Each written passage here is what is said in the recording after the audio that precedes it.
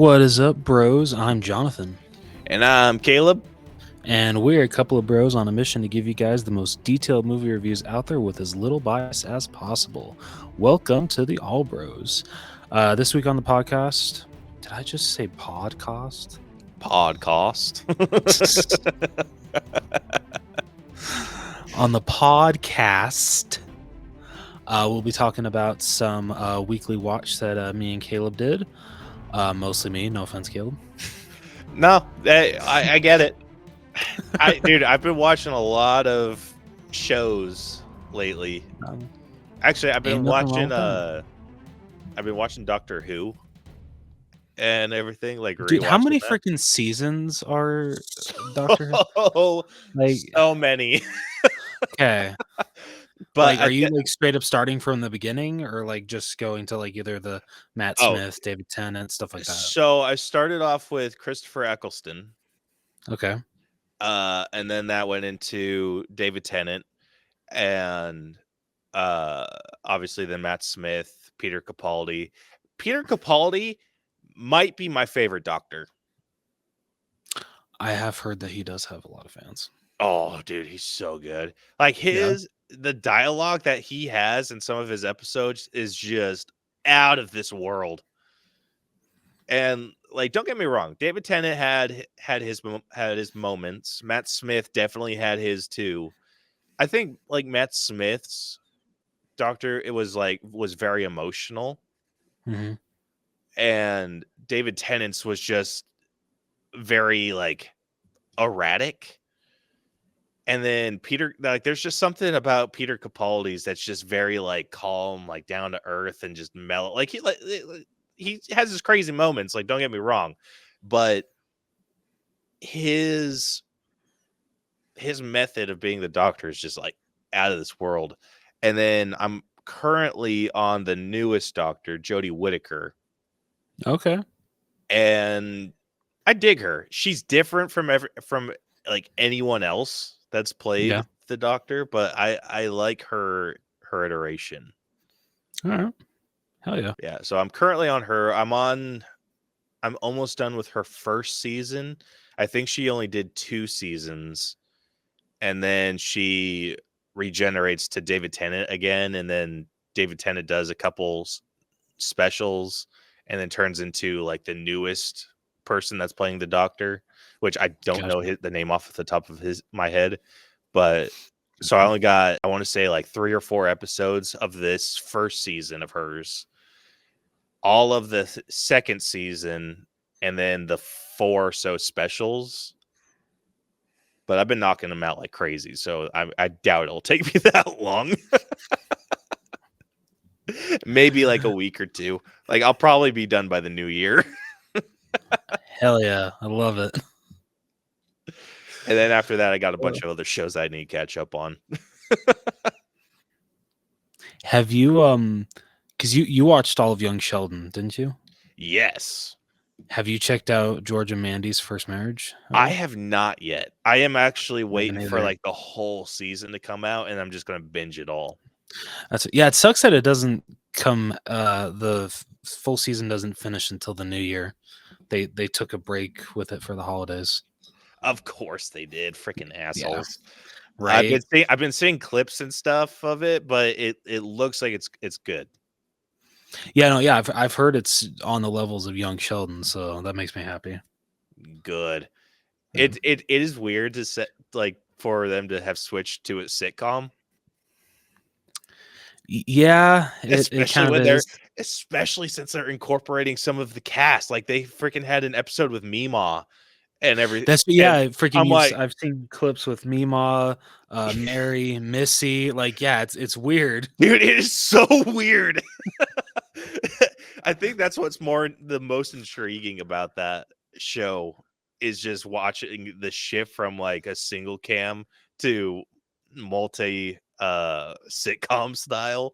Like, yeah, what?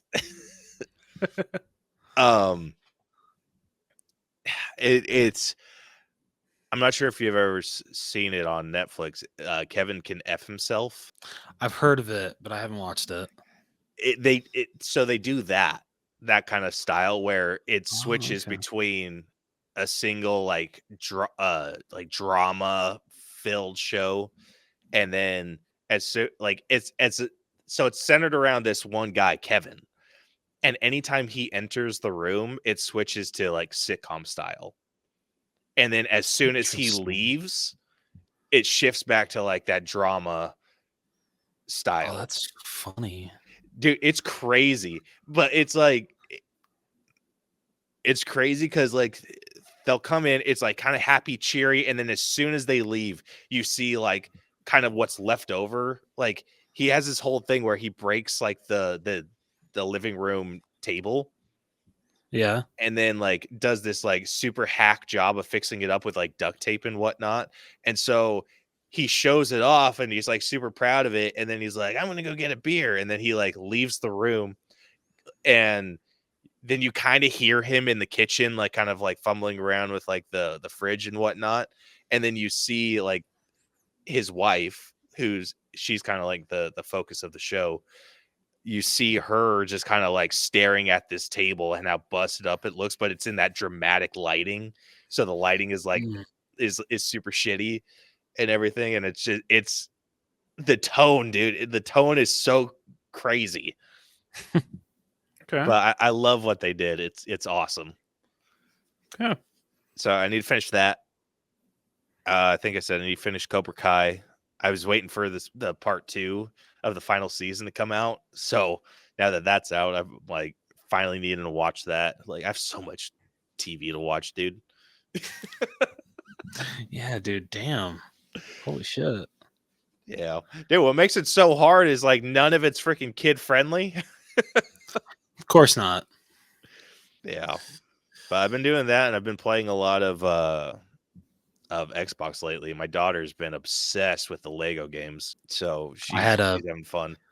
I had a proud uncle moment when Caleb told me.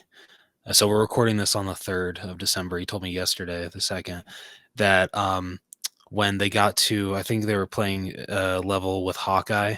When Caleb told her, reminded her that Hawkeye is Uncle Rose's favorite, she would not let him play as him. She's like, no, I want to be Hawkeye. Yeah, um, Just so adorable. she recognized him from the Avengers movie because we watched the Avengers movie. Oh, Um, okay. and so she recognized him like, oh, it's the bow and arrow guy. And I was like, yeah, it's the bow and arrow guy. Like, you know what his name is? It's Hawkeye. And she's like, oh, cool. And then yeah, like then we started play. I used that moment and kind of was like, oh, you know what game would be really good for her is Lego Marvel. So we're playing the first one, which is just it's still a super fun game. Yeah. Um, but yeah, we've been doing that, and I've been unlocking different characters for her. She's going through playing as them, and like, dude, she's so good. Like, she picked up that game Yeah. so quick. That's awesome. Love hearing Uh, that. yeah, but yeah, we were doing that mission with Hawkeye and Black Widow, and it made me Hawkeye, made her Black Widow, and she's just like, I think it was because I was doing more stuff initially, because like you need Hawkeye to like blow up like the silver bricks and stuff and Oh, all okay. that. Yeah. So I think he was doing more exciting things in her brain, and because like all Black Widow does is like turn invisible, shoot guns. Um, and so she was just like, who are you playing as? And I was like, that's Hawkeye. You remember bow and arrow guy from Avengers? And she's like, oh yeah. And then I told her like, yeah, that's Uncle Rose's favorite. And she's like, it is? And I'm like, yeah. And she's like, I want to be Hawkeye. I'm like, why? And she's like, because he's my favorite. I'm like, since when? And she's like, since now, I want to be Hawkeye. And I was like, okay. So I made her drop out. I switched to Black Widow, and then she joined, played as Hawkeye. Like, she was so demanding, dude. But Oh, yeah. she This is a very proud uncle moment right here. yeah, but dude, she is so good at those Lego games. Like she picked up some of the puzzles without me even telling her. Dude, freaking that is awesome, because I will fully admit there were some times with those that I had to look up how to get through those puzzles, because I'm not that great at video games. I will fully admit that. Yeah, dude, she's killing it. She is killing it. That is awesome. The one that I was super impressed with is there was a memory sequence. So like it was a thing that Hawkeye was doing where he had to do something in a certain pattern. It was only 3, but it was like blue, yellow, red, and it was like doing those tones and everything. And she tried just doing it in a random order, and it was just bam, bam. And I was like, "Oh, you want my help?" She's like, "No, I got it." And then she like blue, yellow, red, and then she like kind of highlighted over each one and saw that they were all different colors, and she's like, "Oh," and then she's blue, yellow, red, and I was like, Wow. "Hell yeah!" So like when I play with her, like we just freaking knock that shit out, dude. Like it is so good. Like it's That is not often that awesome. she gets stuck. Anytime she's gotten stuck on something, it's because it's kind of like hidden. Oh, okay. So it's like I can't totally like blame her, but yeah, like she freaking kills it with those puzzles. Damn, that is awesome. Yeah, but I've also found out she likes playing as the bad guys too. Like her favorite, like whenever we free roam, her favorite character to run around as is Rhino.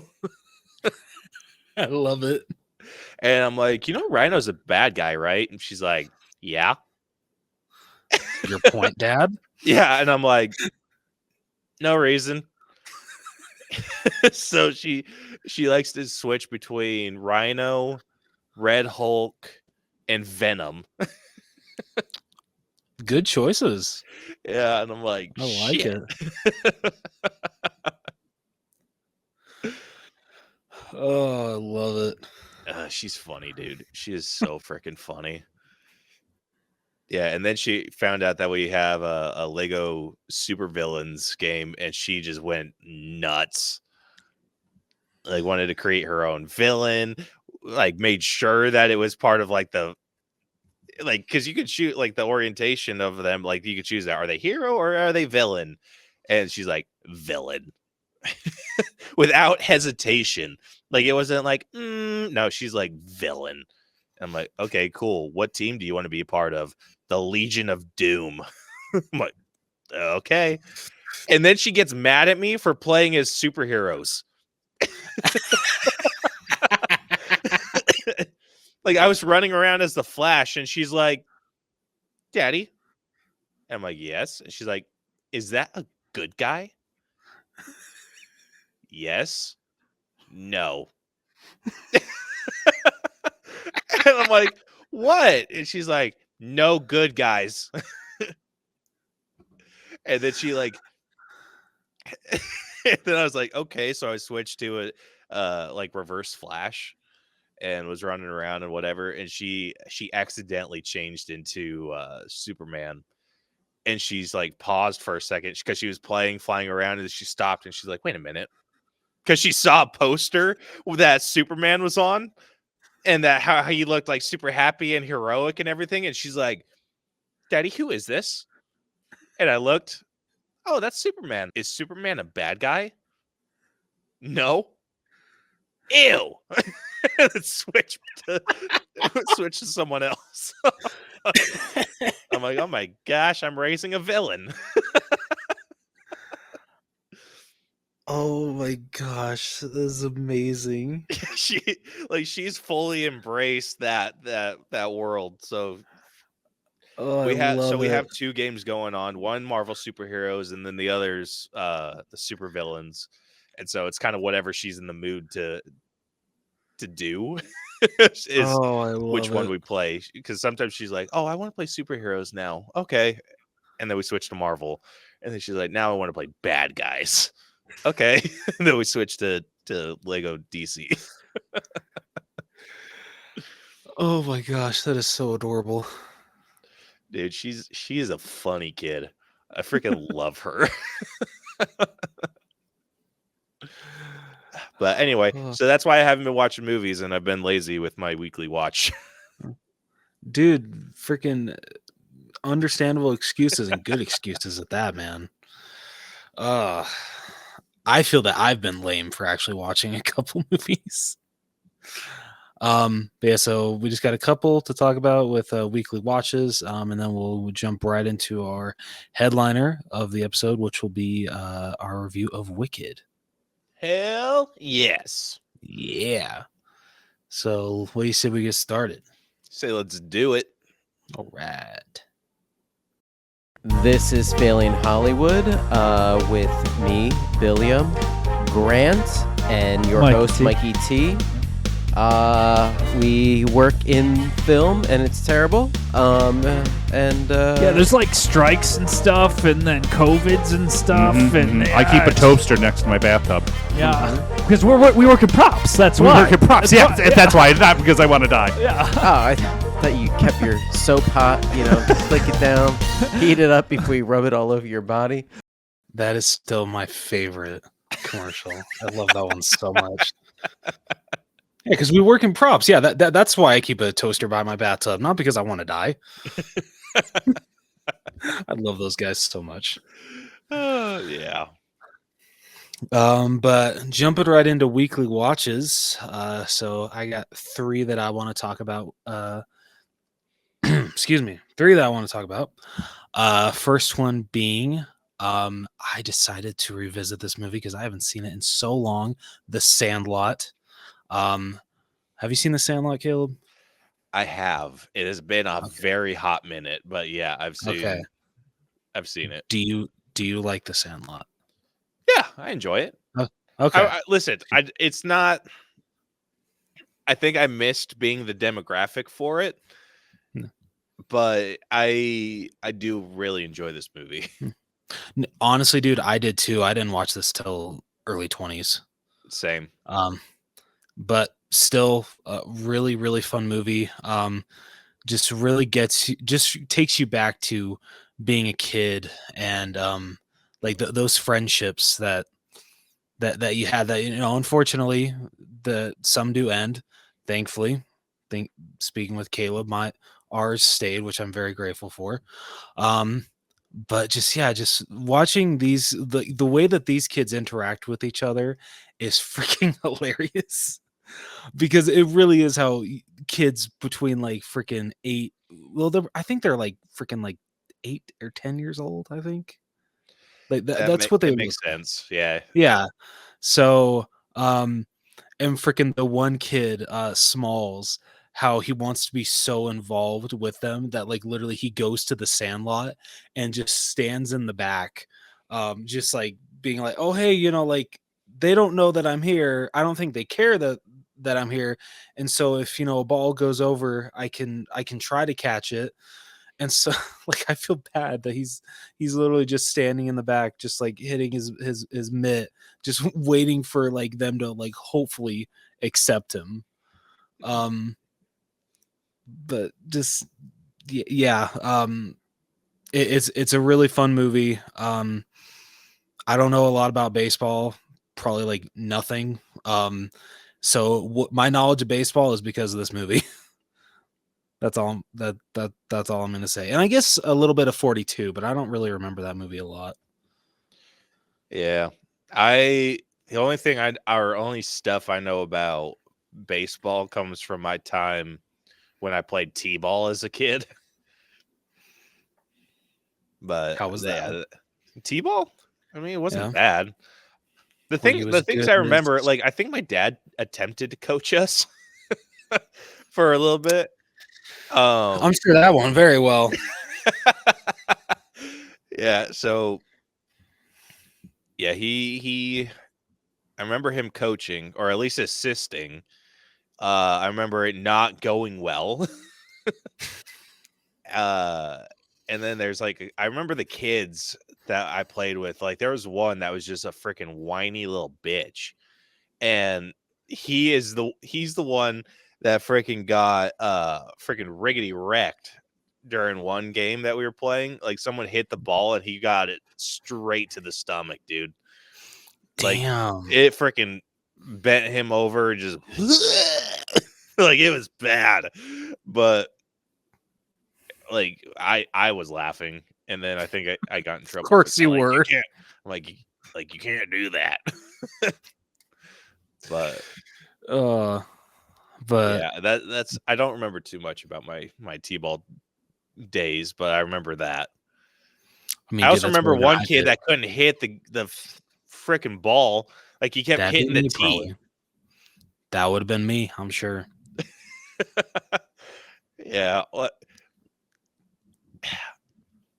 I'm hoping I'm just not like disassociating and I'm like accidentally like remembering me like not hitting the ball. But oh my gosh, that'd be so funny. Just imagine like Bronson listens to this. He's just like, Caleb, that was you, dumbass. No, if there's anyone that you'd have to ask, it'd be my dad. Yeah, sorry, I don't like to associate with your dad, so I'm just gonna take your word for it. Oh shit. But yeah, this movie, freaking yeah, just like I love it every single time I get to rewatch it. Another scene that always comes to mind is freaking when they're at the carnival after they win that game against the other team, and they freaking like have to chew tobacco for the first time, and they go on the freaking like tilt-a-whirl or some shit like that, and just freaking just barf chunks all over. But yeah, I just love the message that this movie sends. Because the friends that you grew up with, like those friendships are truly something special. And like freaking just these kids, these kids, these boys, I just love them to death. They're amazing in this movie. And it's really the only baseball movie that I'll ever watch, unless I finally watch 42 again. I've only seen that once with Caleb, and that was over 10 years ago. Did we watch 42? Yeah, we watched it at Christian's. I'll be 100% real. I don't remember that movie for shit. I don't even remember that I watched it. Really? Yeah. Damn. Shit, okay. I actually saw a clip from it, and I'm like, wow, that looks really good. I might have to check that out. Oh, man. I hope that doesn't speak to the movie being like super forgettable. I hope not either. I mean, it has Chadwick Boseman in it, so it has to be good, right? I mean, obviously, if I completely forgot I'd even seen the movie. Yeah. Like it didn't. I bet it's one of those movies that's like, like this could probably happen again, where like another like however many years down the road, it's just like, oh, like, that looks like a really good movie. I should check that out. Oh shit. Oh damn, man! I thought my memory was bad. My memory is absolute dog shit. But anyway, Sandlot. I feel this isn't one that you really need to watch in theaters. I mean, I guess if you can catch it like on a $5 Tuesday, if they bring it back, like it'd be super cool to see it on the big screen. But I feel it's a movie that it's fine to just catch it at home. So I would personally give The Sandlot a stream it. It is a classic movie. One I feel when it comes to like coming of age stories, like it is up there for a lot of people, myself included. And it's just a really fun movie. Like if you haven't seen The Sandlot, like come on, do yourself a favor. Yeah, easily one of the most quoted movies like that I've ever seen. Like there are people that haven't even seen this movie that quote it. No, like seriously. Like it's crazy. Like even if you haven't seen it and you don't know the line "You're killing me, Smalls," like you haven't heard that at least once in your life, even if it's out of context. Like, come on, what are you doing with your life? Yeah, no joke. But next up, I went and saw A Real Pain, a new Jesse Eisenberg directed movie starring him and Kieran Culkin. Um, Phenomenal movie. Very sad movie. Like, damn, I caught myself tearing up quite a bit in this movie. One, it's a very sad topic, and two, it hit home. It's about these two cousins that travel to Poland to visit their grandmother's hometown, who had recently passed away. And she was one that lived through the Holocaust, and so they visit her old house, or her old childhood home. They visit the Holocaust museum they have out in Poland. Just yeah, like it freaking, like, just that topic alone, like, the Holocaust, of course, that hits hard. And loss of a grandmother, which I went through recently, that hit hard, especially. And just freaking, the acting was just phenomenal between these two. Jesse Eisenberg, he's so good at playing awkward. And I think he's that way in real life too, isn't he? Kind of a little bit. Beats me. I think if he came out as like a super charming person, I think that would be weird. That's fair. That is fair. Because yeah, like he plays awkward so well. So like, I'm thinking that's just who he is as a person. That's not me knocking him. I love Jesse Eisenberg. I honestly think he gets way too much hate. I think he's a great actor, and after this movie, I think he's a great director. But freaking Kieran Culkin steals the show in this movie. Like, holy shit. I'm sure I've seen him in other stuff, but I just can't remember. He's in Scott Pilgrim. Oh yeah, son of a bitch, he is. My bad. Yeah, and I'm pretty sure he's in Home Alone too. Oh yeah, he's the freaking like the kid that the one lady says go easy on the Pepsi. Yeah. Yeah, he's the kid in freaking in big ass glasses. Yep. Yeah, I mean, he's in Scott Pilgrim. He was in both Home Alones. I'm trying to think of other shit that you might have seen him in. He's been in a lot of shit. And that might be the only stuff that you might know him from. Like, he's done other stuff, like movie 43. Oh, I heard that movie sucked ass. It was a garbage movie. I think I bought that at a Dollar Tree when they were like having dollar Blu-rays one time. I still haven't opened it and watched it. It's still just sitting on my shelf collecting dust. Yeah. But yeah, he's been in a few things. Like, nothing I would say that you might know. Okay. But I mean, he also does a lot of voice work too. Really? Yeah. He's in that Rick and Morty kind of like styled show, Solar Opposites. Like, he did a voice in there. He does a voice in the second best hospital in the galaxy. He did a voice for that animated boys show, Diabolical. Oh, okay. And yeah, so he's done a bunch of shit. Hell yeah. Okay. I mean, he's a phenomenal actor. Like I said, like, he was amazing in this movie, and him and Jesse Eisenberg had amazing chemistry. I totally bought them as cousins. This was a great movie.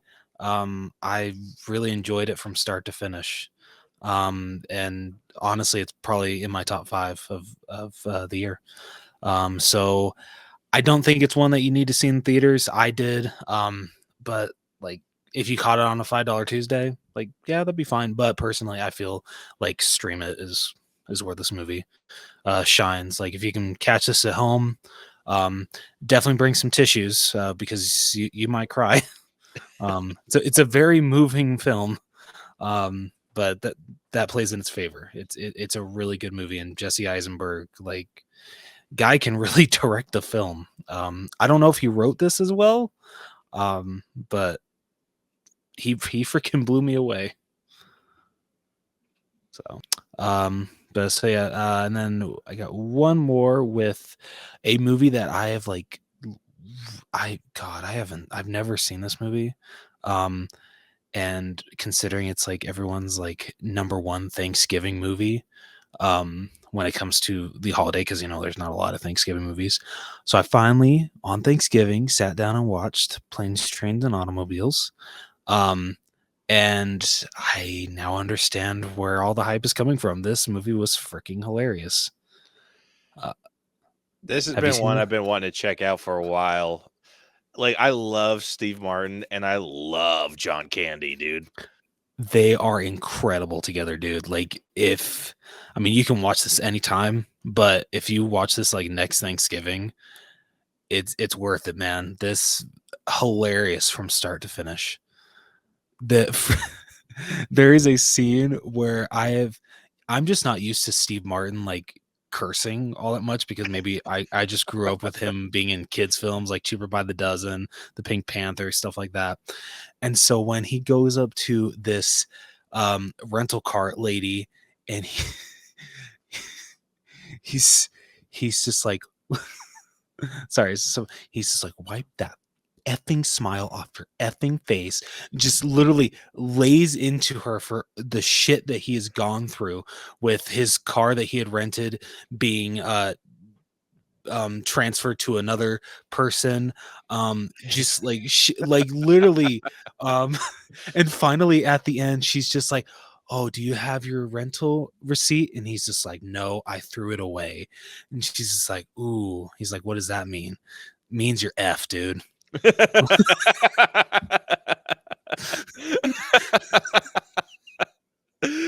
Oh shit.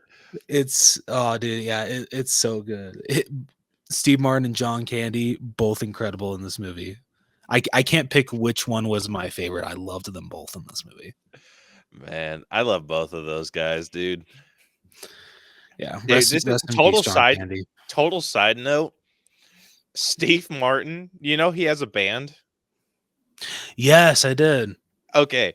His band might have one of my favorite Christmas albums of all time. Really? I love that. So it's the holiday season. I don't like to think of myself as a Scrooge, but until Thanksgiving has passed, I definitely am. Because I try to limit myself. Christmas gets celebrated, I'll even say after Thanksgiving dinner, until I'll give it till the new year. Like that's my Christmas season. So I try to knock out as many Christmas movies as I can watch, like everything. Like I go like full force when it comes to Christmas during that period of time.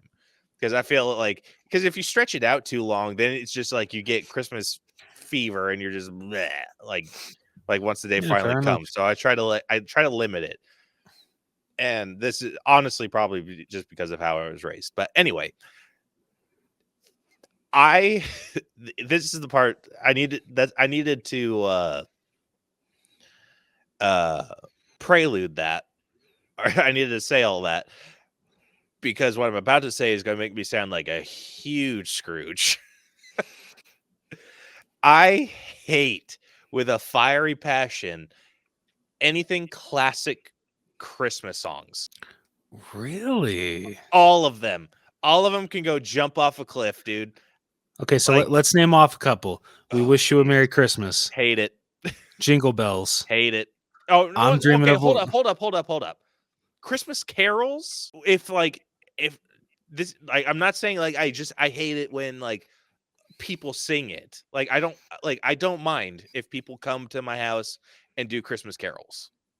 Okay. Totally don't mind that. If it's just singing around the house, whatever. I don't care. I will hum those songs to myself. But when it comes to listening on the radio, there's skip.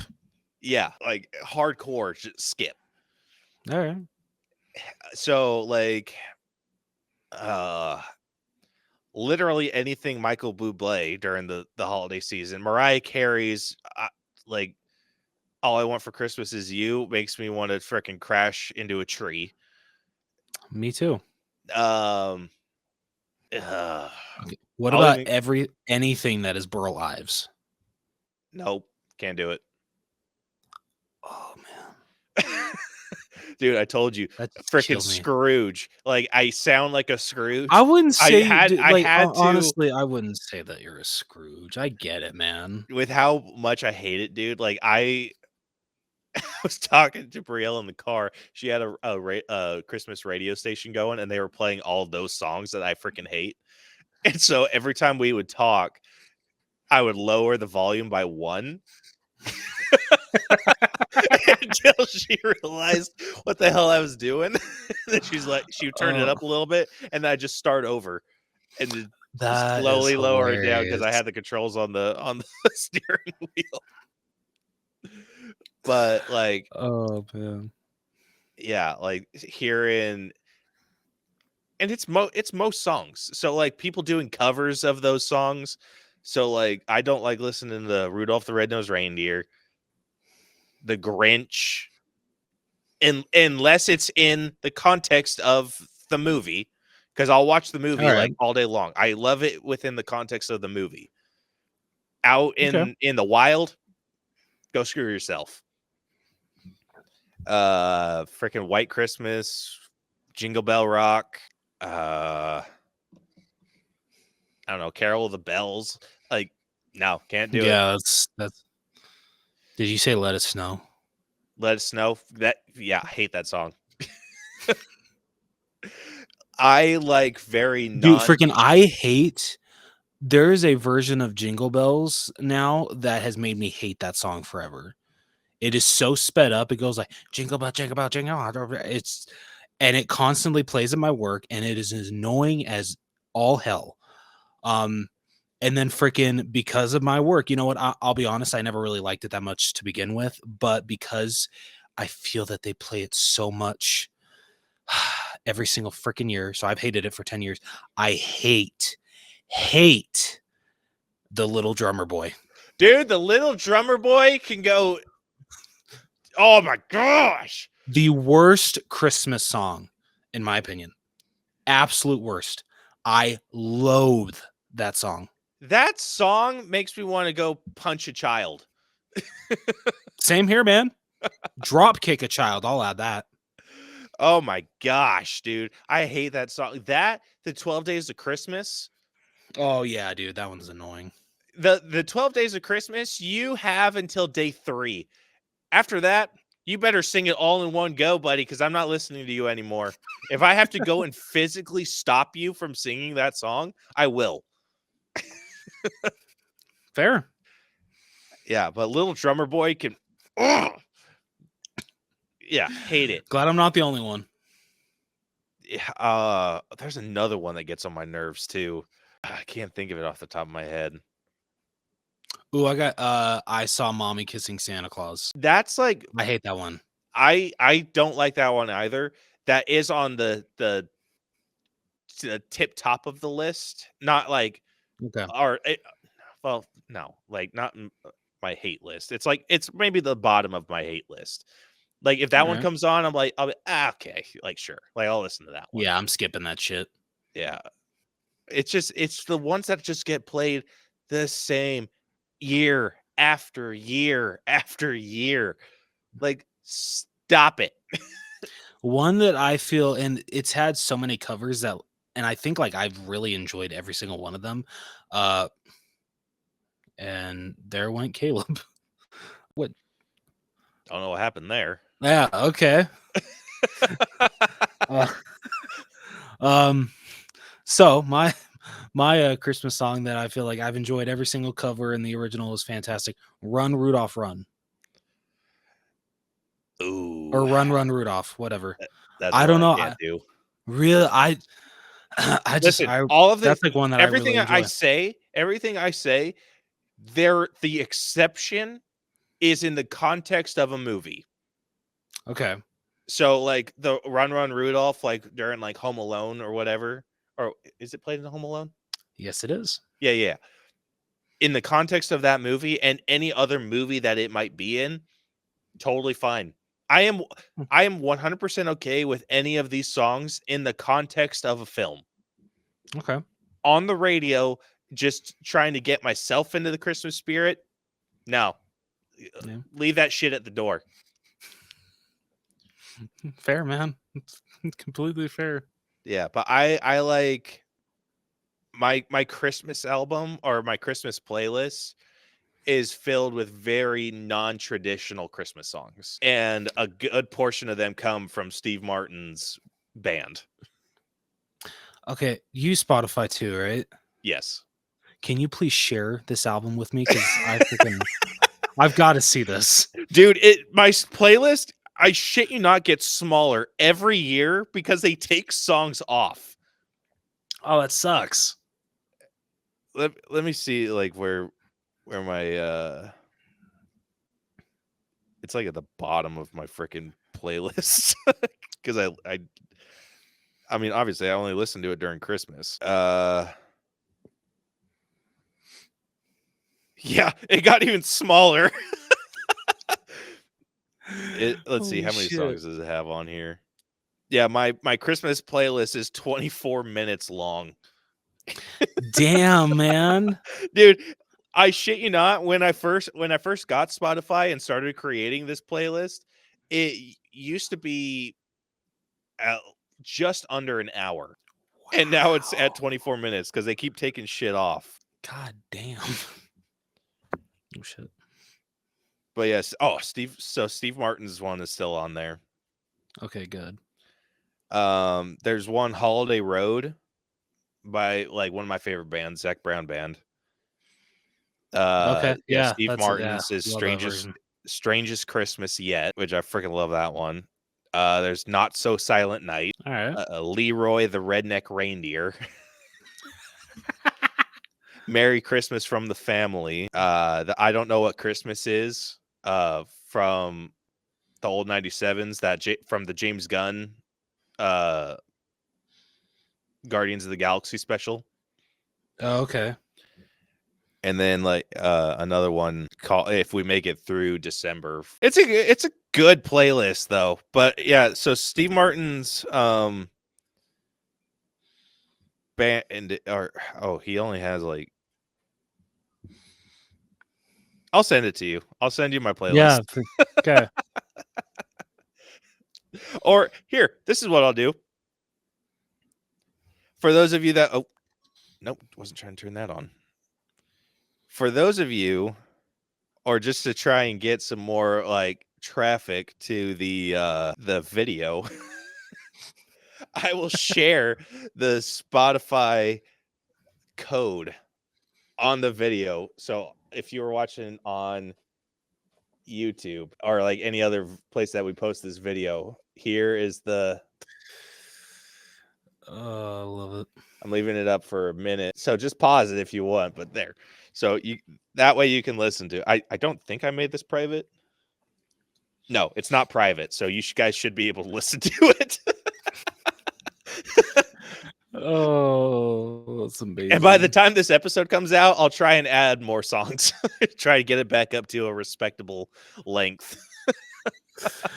Oh, shit. Oh, my gosh. I love it. But yeah, anyway, like I said, very non-traditional Christmas songs. I love those. Like those are my earworms.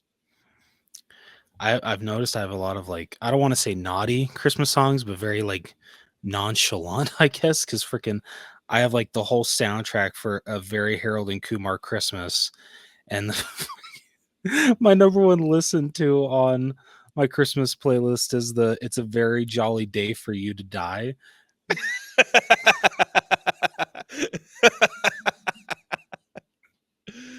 Oh, I freaking love it. But so Planes, Trains, and Automobiles, stream it. Definitely. if you haven't seen this movie, which like I hadn't, freaking it took me for freaking ever. Definitely do yourself a favor and check out this amazing comedy. It's so freaking good.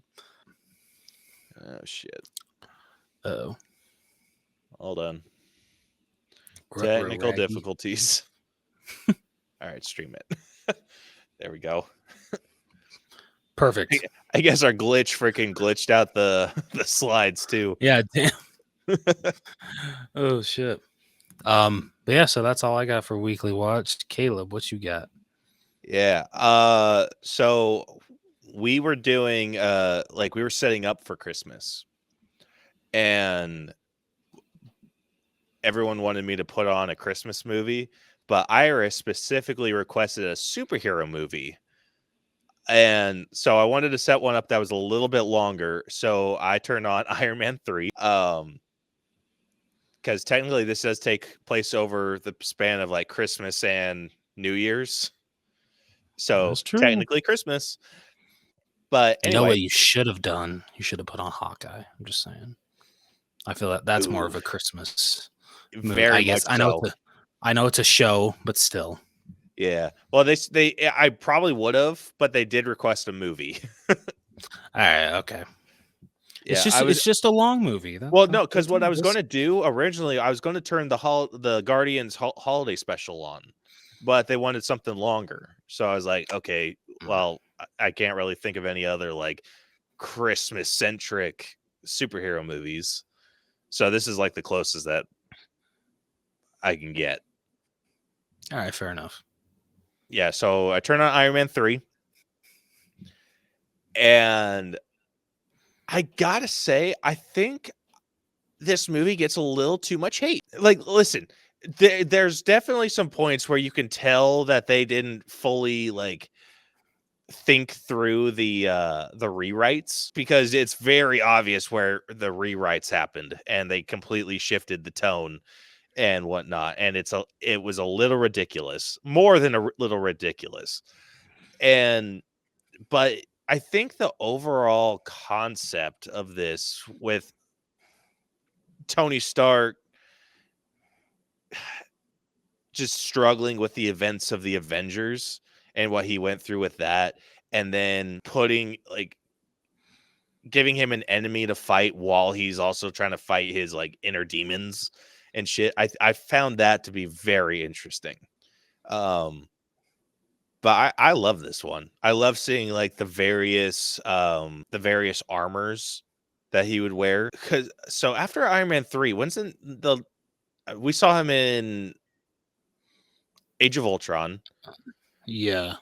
Yeah, but okay, so what this movie did for me, it made me miss his classic suit ups. That's fair. Like, listen, the nanotech totally within the wheelhouse of Tony Stark. Super lame to watch. Yeah, it is ridiculously lame. Like, I would have liked it a lot better had he been able to like create the armor, and like it had like nanotechnology within it, so it like to self-heal or whatever. But for a full-blown suit up, kind of lame. I know it's what is it, a suit down, or like him taking it off, but freaking that scene in the Avengers when he's like walking into Stark Tower and it's taking it off. I freaking love that scene. Yeah. And I love when he's like, because you miss out on like super fun stuff like what they did with this. When he's in the bar with Rhodey and he has his panic attack, he walks out and then the Iron Man suit's just standing there, and then he like walks towards it and it opens up the back and he just kind of like slips into it and then like kind of collapses and whatnot. But like, it's cool. Like, I love seeing that shit. And then you see like the armor flying at him and like going over his body. Like, you can do cool shit with that without jumping to freaking nanotech. And then I hate the nanotech. Like, it definitely took away some coolness from Iron Man. Yeah, I mean, because I had rewatched Iron Man like a while ago, and then Iron Man 2 kind of the same. Like, we watched a few weeks ago, maybe a month or two ago, and then yeah, this one, it's just like all it's done is just made me miss his suit ups. Like that's all it's done. It's just made me miss his suit ups, and I love that. And that's why I really like. I want to get like once we finish Lego Marvel with Iris, I really want to get into Lego Avengers because he gets those suit ups. Yeah, that's true. Like obviously Legoified, but like I love that shit. Like I love his suit ups, and the movie kind of jacked it up, but or once he got the nanotech, it was lame. But this was sick. I loved him just jumping from like suit to suit, like in the final fight. He gives Iron Patriot a hard time. I really liked Iron Patriot, and yeah, I think we missed out. I think, or like, I think this movie got too much flack, and I know why it did, but I think what they were able to pull off was really well done, and I enjoyed the hell out of it. I respect it. Yeah. Also, great Christmas movie.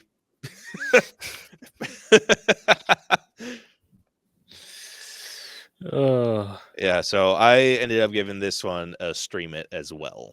So kind of stream it's across the board because this one's definitely more fun to watch at home. Have we ever had that like all of our grades have been the same? If it's happened very rarely. That's kind of cool. Yeah. But all right, what do you say we jump into the headliner? I say let's do it.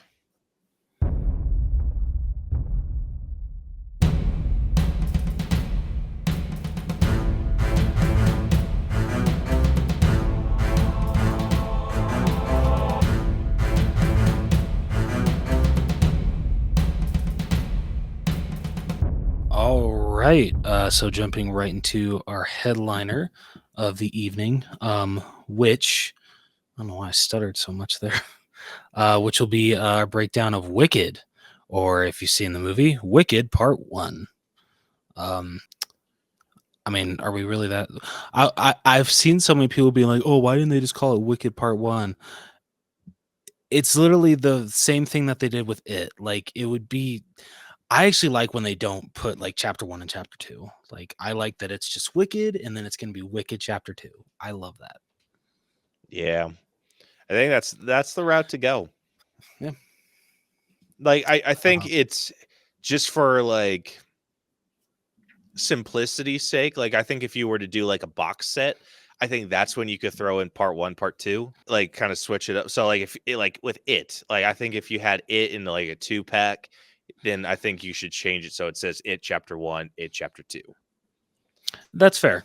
Yeah, that's completely in fair. a situation like this, yeah, just keep it Wicked part 2. Yeah. But before we really jump into Wicked and spoil the whole damn thing for you, Caleb, do you want to let people know how we break down movies on this podcast? I would love to. If you are new to our breakdown system, we have split movies into 8 different categories that we individually score to come to a final All Bros letter grade.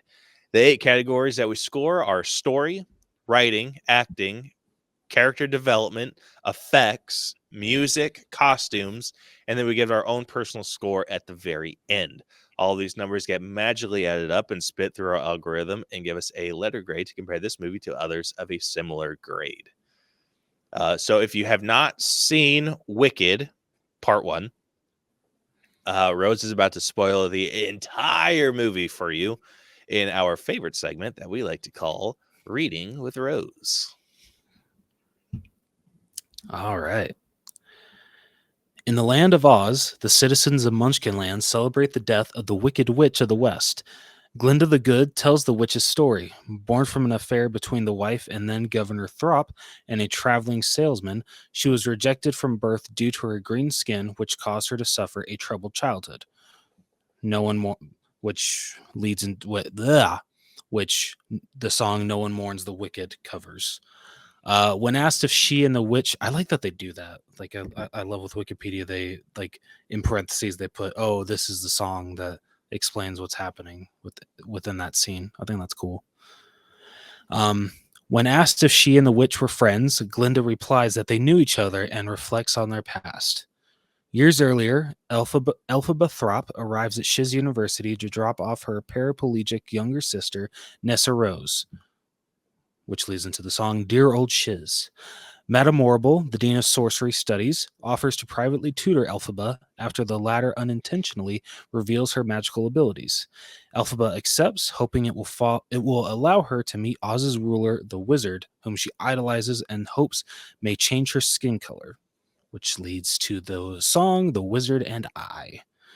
To her discontent, however, Elphaba is forced to share a room with bubbly, popular Galinda Upland. The two clash constantly, which leads into the song What Is This Feeling?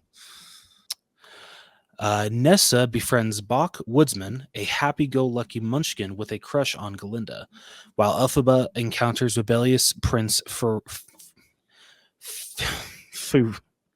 Wow. Ferrer. Is it? Oh my God.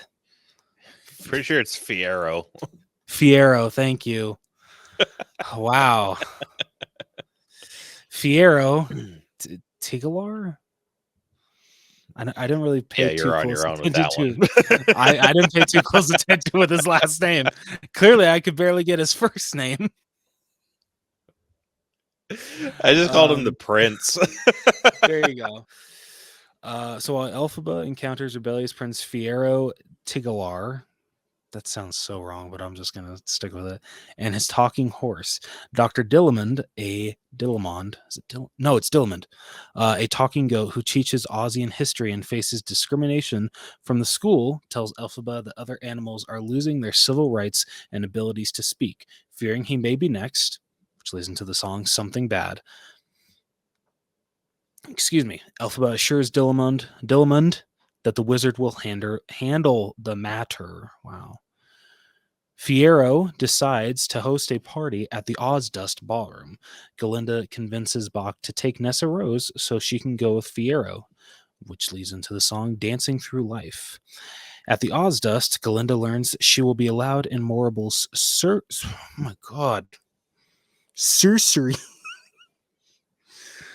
sorcery seminar at Elphaba's request as thanks for convincing Bach to take Nessa. While Elphaba is ridiculed for wearing a hat Galinda gave to her as a slight, a guilty Galinda dances with her, which leads into Ozdust Duet, and later gives her a makeover, which leads into Popular. The next day, Dillamond, my God. I'm trying to remember now how Elphaba said it. Is it Dillamond or no? It's Dillamond. Yeah, no, it's Dillamond. Yeah, because she didn't say Dillamond, right? Yes. Yeah, Professor Dillamond or Dr. Dillamond. That's gonna piss me off. Dillamond. Jeez.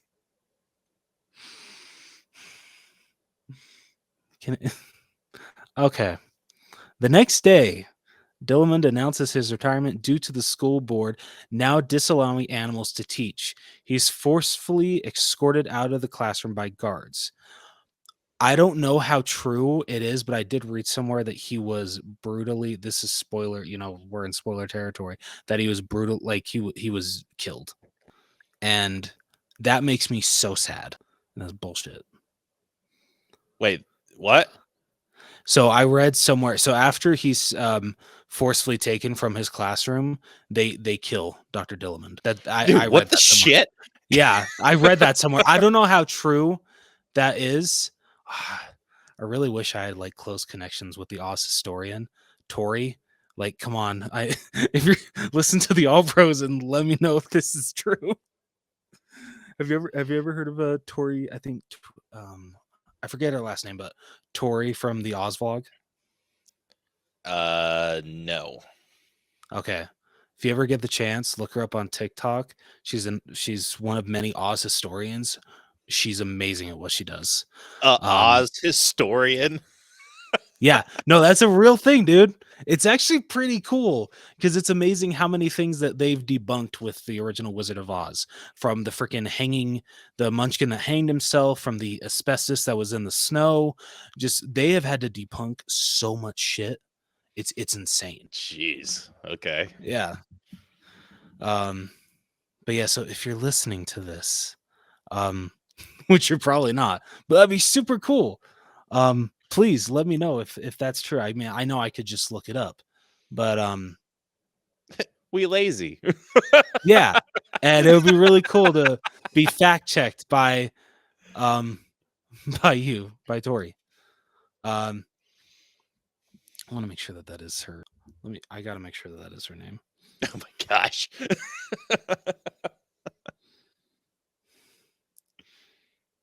Yeah, Victoria Calamito. Okay, so Tori. Yeah, so I know you're not gonna listen to this, but that'd be so freaking cool if I got fact checked by Tori the Oz vlog. That'd be so freaking cool. But all right, back to the plot. So Dr. Dillamond's replacement, the unscrupulous Professor Nicodick. I shouldn't laugh. That's a funny. I promise that's how it's spelled, Nicodick. Okay. Attempts to do live experimentation on a frightened lion cub, but Elphaba and Fiyero intervene, escape campus, and release the cub into the forest. After sharing a moment, Elphaba laments that Fiyero prefers Galinda over her, which leads into the song "I'm Not That Girl." Elphaba receives a personalized summons from the wizard, who has heard about her progress. Galinda, now shortening her name to Glinda, in honor. Yeah, that whole scene was freaking hilarious. She's just like, I don't understand why it's so hard. Other professors have been able to get it right. It's Linda with a G. Just God, I loved Ariana Grande so much in this movie. So Galinda, now shortening her name to Glinda in honor of Dillamond's mispronunciation of it, accompanies her. The two ride a bullet train to Oz's capital, the Emerald City, where they affirm their friendship while sightseeing, which leads into the song "One Short Day." Excuse me. Oh my God. Whew. After being introduced to the wizard, which leads into the song "A Sentimental Man," Elphaba says she wishes. Why am I messing Wicked's one up so bad, man? Elphaba says she wishes to help the talking animals of Oz. And all right, Caleb, help me out. Lieu. Lieu. Yeah. Oh, in lieu. Oh, thank you. Elphaba says she wishes to help the talking animals of Oz in lieu of changing her skin color. Morrible reveals she has come to witness Elphaba and the wizard's first meeting. The wizard... Dude, I'm almost done. The wizard and Morrible encourage Elphaba to read from the sacred Grimoire spellbook. Her incantation makes the wizard's monkey guards painfully sprout wings, allowing the delighted Morrible and the wizard to use them as spies. Elphaba realizes that they are the ones behind the animals losing their rights and speech, and that the wizard is a fraud. Horrified that she was used to unlock the Grimoire's power and further subjugate the animals, Elphaba flees. Glinda follows her and implores her to reconcile with Morrible and the wizard, but Elphaba decides to stop their cruel plans. She bids an emotional farewell to Glinda, who supports her but is apprehended by guards. Elphaba uses the Grimoire to levitate a broom and escape from the city upon it, evading the wizard's guards and monkeys after her powers cause a power outage throughout Oz. After Morrible warns that Elphaba is a wicked witch, the students of Shiz evacuate campus, with Fiyero fleeing the school grounds on horseback, and Nessa Rose sees Governor Throp suffer a heart attack as they receive the news in their Munchkinland home. Meanwhile, Elphaba flies west, which is the song "Defying Gravity." How the hell did I miss that Governor Throp was having a heart attack. I didn't even notice that. Was he? Yeah. I guess I think it's happening in the background because like you get a close up of Nessa Rose, and I think it was happening in the background. I wasn't really all right. On my next rewatch, I'll have to look for that. But yeah, apparently he was having a heart attack. Damn, that's sad. What in the actual hell? Yeah. But so that's the plot. That was one of the hardest for me to get through. I don't know why. But yes, that's the plot of Wicked. Caleb, I think you should talk for a little bit now. Oh my gosh. Dude, I gotta say, it is super easy to just get absorbed by the lore of Wicked. Right? Like, seriously. Like, dude, freaking like the moment this movie started, because I've never seen the Broadway musical. I really didn't know much about Wicked. I mean, I've seen The Wizard of Oz plenty of times, but from what I've told is that Wicked doesn't exist in the Wizard of Oz universe, but the Wizard of Oz exists in the Wicked universe. It's weird. That doesn't track. Right? I'm just like, okay, all right. At that point, it's like, why couldn't it though? Yeah, exactly. And so freaking like just the opening of this movie when you get the voiceover from Glinda talking about how the Wicked Witch, how she died, and freaking you see the awesome shot of the flying monkeys, and you're doing this amazing freaking one shot of just going through Oz, and as they're like leading up to Munchkin Land, you see the core four. You see Dorothy, the Scarecrow, Tin Man, the Cowardly Lion, all walking down the path. Freaking, and I freaking got a huge smile on my face seeing those four. That was great.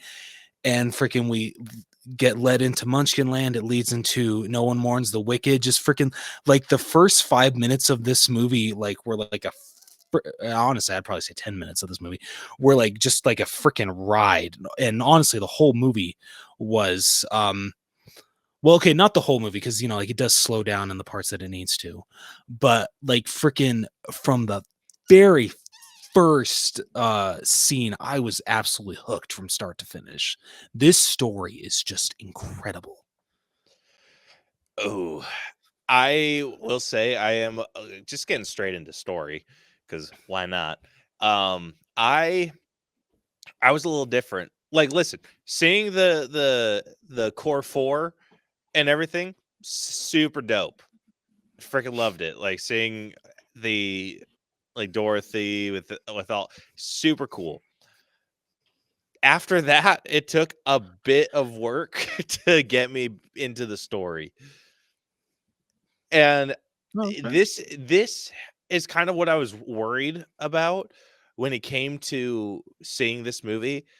I was like, this is based off of Broadway. Broadway is known for their musicals. Like, this is going to feel very musical-esque. And this is like, it started off with the thing, and like it continued the theme, but it kind of shifted my opinion because like the story is what helped save this for me. Up until they started doing like they started kind of becoming friendly with each other, Alpha, Belle, and Glinda, or Galinda, or not, it's Glinda now. Yeah. I was a little concerned just because I was like before that point I was a little concerned just because I was like, oh man, this is feeling very musical-esque. And what I mean is like it was like they talk for a little bit and then boom, song, and I'm like, don't love that. I don't care for that. Love that. Yeah, I know. Well, it's because we're like wildly different on that. Like I like it didn't seem to like push the narrative at all. Like it was more just like exposition singing, and I don't like exposition singing. I like pushing the narrative along singing. And I think once it shifted more to that, and that was like after like they started being like friendly with each other and whatnot, that's when I was like, all right, I am on board for what's happening right now. And I got like way more involved, like emotionally. But it took a hot minute. Yeah. Yeah, No, it took a I mean, pretty decent minute. I was kind of shocked considering that, I didn't really know a lot about Wicked, not only as like the lore, but also just as the stage musical, the story. I was kind of like amazed of how fast I got into this movie. It was right away. And maybe it's the theater kid in me. I would It assume may it's just probably be the that. familiarity with Wizard of Oz too. Like that helped That's a fair. lot. That is true. That definitely did. But just I don't know what it is that this story because if all I can think of with the Wicked Witch of the West is what we see of her in the Wizard of Oz, and of Glinda the Good, what we see of her in the Wizard of Oz. But I've never gotten so freaking emotional in a musical before. And like there were moments like I would like I caught myself like tearing up, and I'm just like, whoa, what the fuck? Like I was so freaking involved in this movie that I'm just like, oh shit, like my eyes are watering up. um be- because I feel that John Chu was such an amazing choice for the director when it comes to telling the story. And freaking when I found out that he did In the Heights as well, like I'm just like, yeah, there's a reason why I loved this. That Um, tracks. right? Because freaking I loved In the Heights. Dude, it was Um, the same deal with In the Heights. It was too musical for me until it wasn't anymore. And then I'm like, all right, here we go. yeah, It's like which same completely freaking get, deal. completely get. And so like I had no idea that this story was just so powerful. Like seeing these two start out like literally loathing each other. I mean, there's a freaking song about them loathing each other, which one of the best songs. I mean, we'll talk about it when we get to music. And just seeing freaking especially that one scene at the ball where Elphaba is literally puts all of her emotions on the front line, it feels, with walking into the dance wearing that not only that outfit, I mean she's always wears black, but that hat, and how she hides how much everybody laughing at her is affecting her. And I loved this so much that I don't know if you knew this, but that dance that Ariana and Cynthia did, Ariana didn't practice that at all. She wanted it to be, um, what's the word? She wanted it to feel like it was in the moment that she was learning that dance. She didn't want it to feel rehearsed at all. And Dude, so, she picked that shit up quick. right? And Yeah, she like, did. holy balls.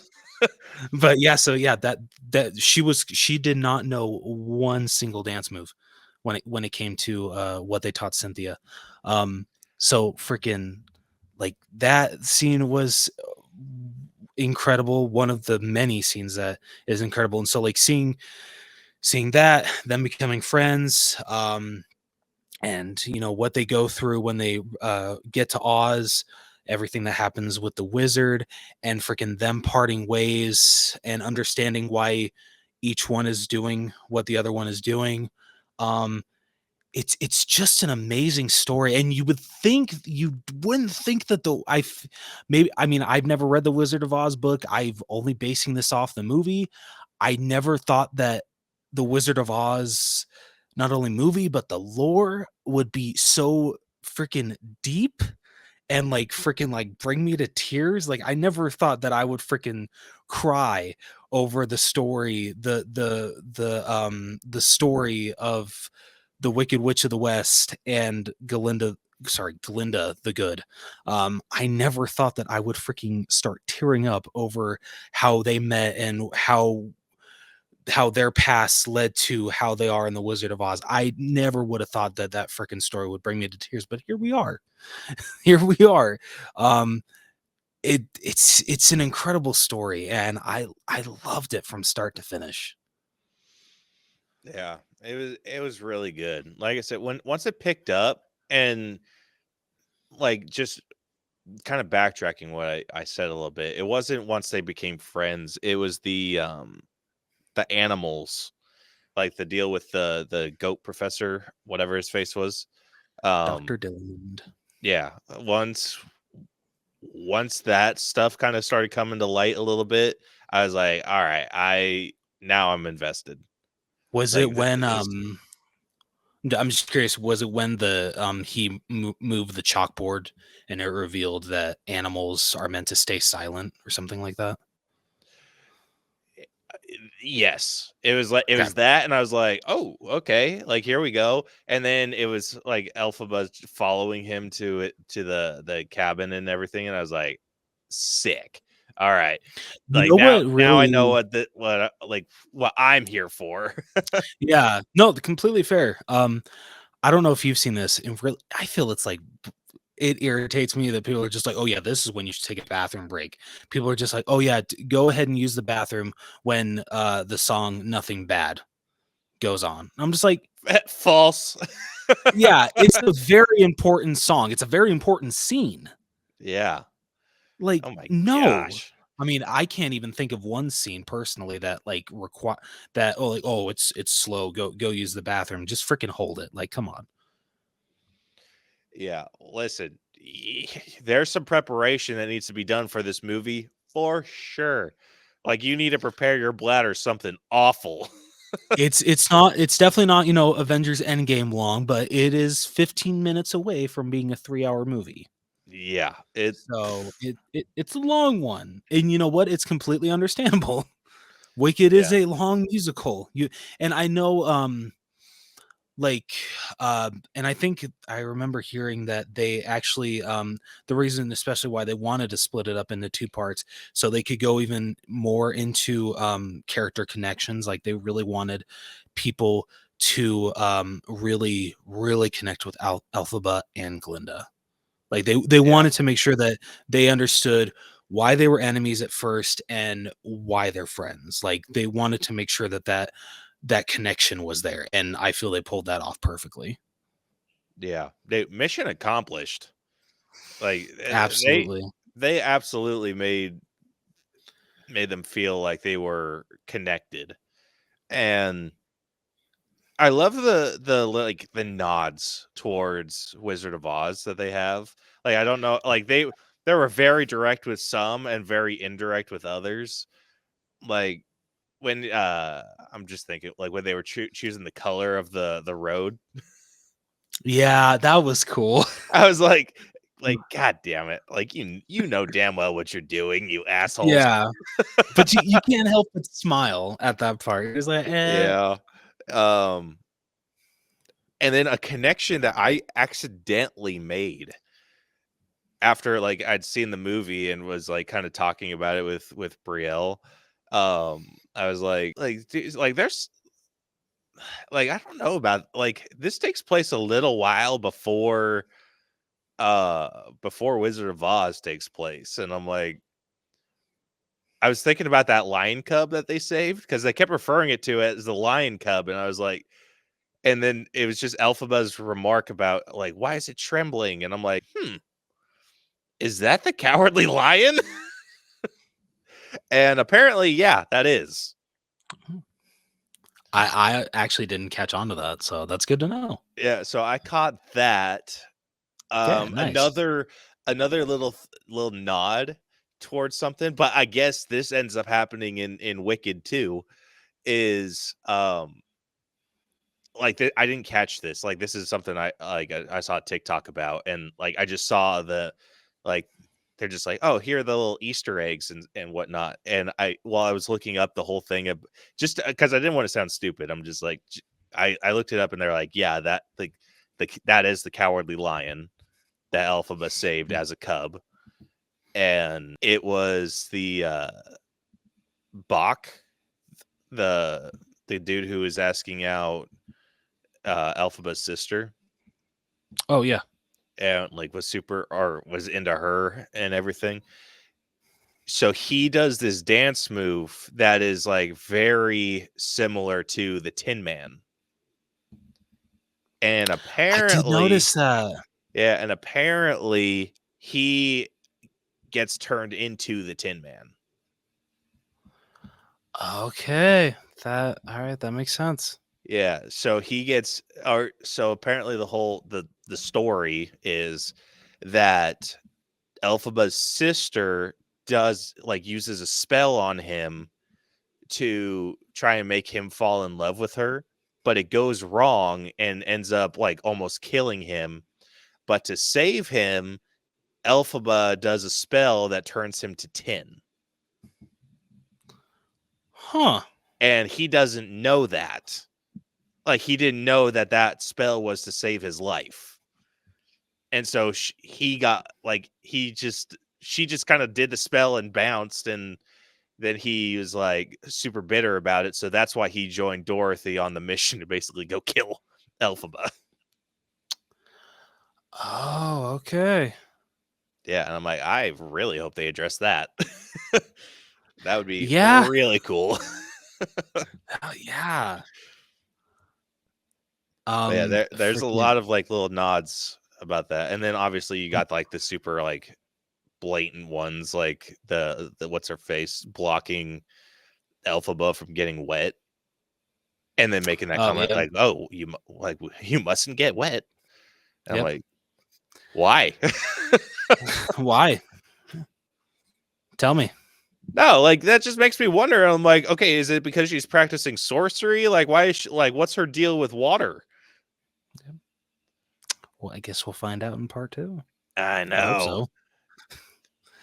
so. Yeah, there's other stuff that's a little blatant too.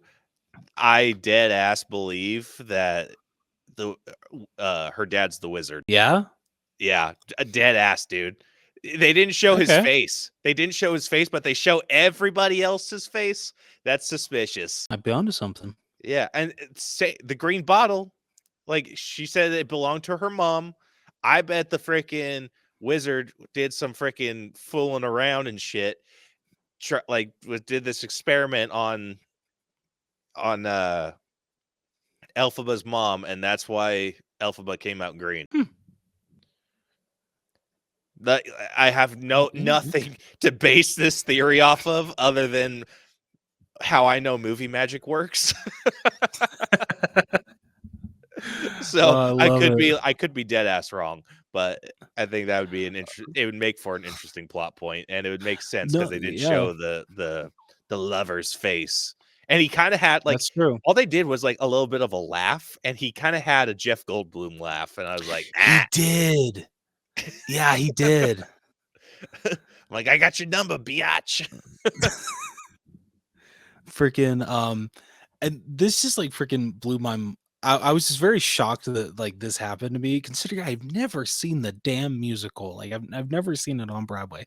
But freaking when Kristen Chenoweth and Idina Menzel appeared, the original Elphaba and Galinda, dude, freaking I cried happy tears. Like it was amazing to see those two in a cameo. That was so freaking cool. Oh, dude. I loved how they kind of still like kept the personality of their characters. Yeah, oh my gosh, it was so perfect. Oh my gosh, my favorite part was when what's the little blonde chick's name? I always forget her name. The original, the OG Glinda. Kristen. Okay, so when Kristen comes on and is singing and kind of takes that like a short pause, and then it looks like Ariana's about to fill in, and she like shushes her and like pushes her away. I'm like, dude, this is perfect. It's so good. I laughed so hard, and then freaking Idina Menzel like was perfect too. Like they were so funny. Like I loved watching them. That like I love that they had cameos for them. That was just fantastic, and their scene was just incredible. So good. So good. I'll say this: a character I probably could have done without was that prince. Oh, the one that I can't pronounce. Yeah, Fierro. yeah. Did I get it right? Didn't really care for him. Like I liked him. Yeah, I mean, he wasn't bad. I just like, and his musical number was really cool. It's just, oh, dude, Dancing Through Life was amazing. yeah, I think it's just after everything, like after that song, I was like, all right, cool. Now you're just here to kind of gawk at the girls.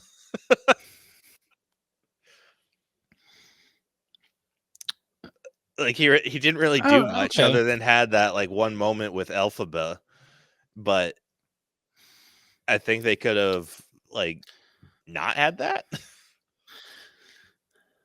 I don't know, man.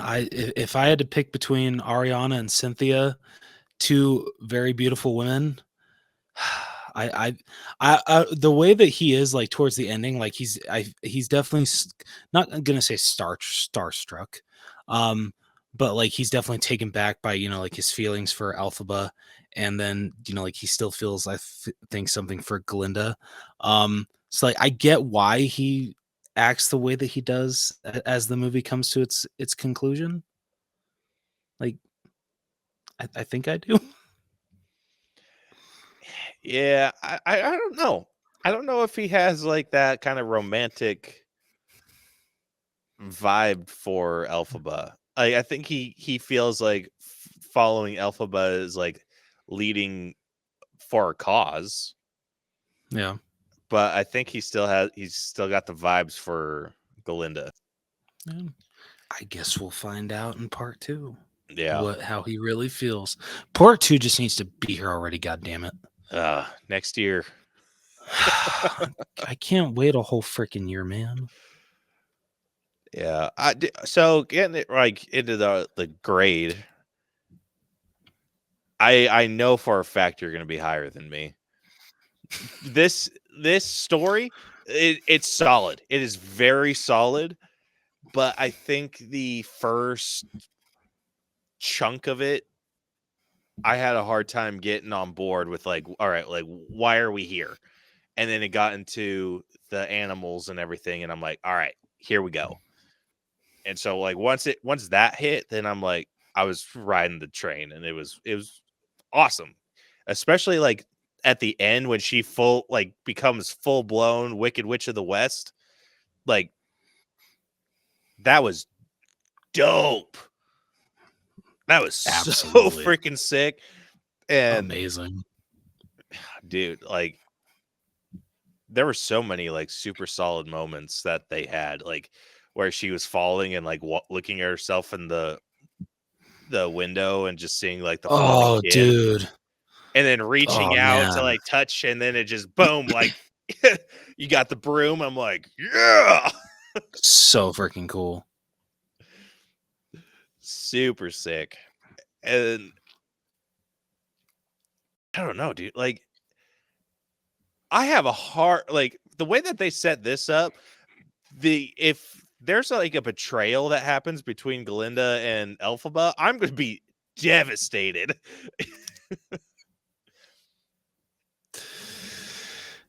I guess we'll find out. Yeah, dude, honestly, I know as much about Wicked as you do. And honestly, I really don't want to read anything. Like I've been tempted to read the book. Oh, I'm very tempted.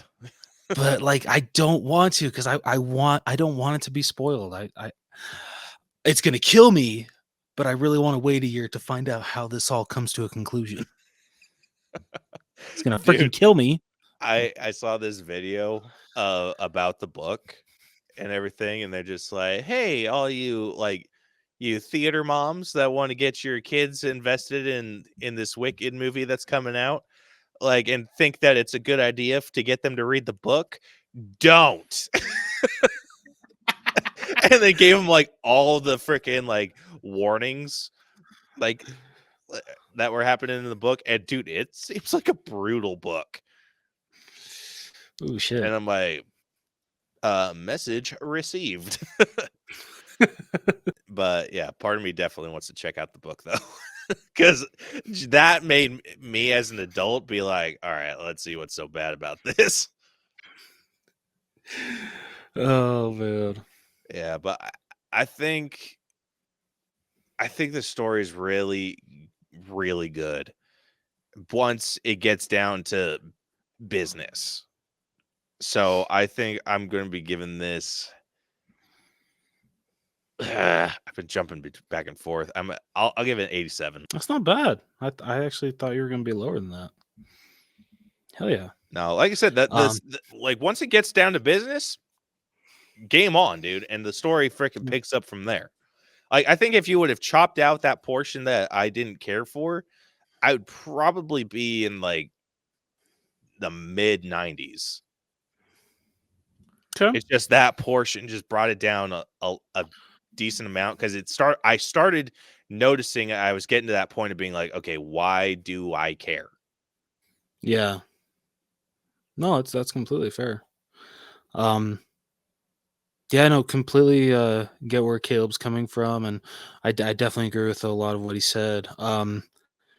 Yeah, just from like the first, like I said, from the first um announce over and what's the word, PA, I guess, that you hear from Glinda pronouncing the Wicked Witch dead, to the final uh freaking Cynthia singing her lungs out. Just I think this is such a solid story. And just it's insane how much a prequel's story can not only affect your enjoyment of the original, because I like, even just after watching part 1, I can't wait to watch The Wizard of Oz again. I haven't watched it in probably like a year. So I'm excited to rewatch it. We're very So much going to look less favorably on Dorothy. good point. We're going to see her splash Elphaba and be like, you bitch.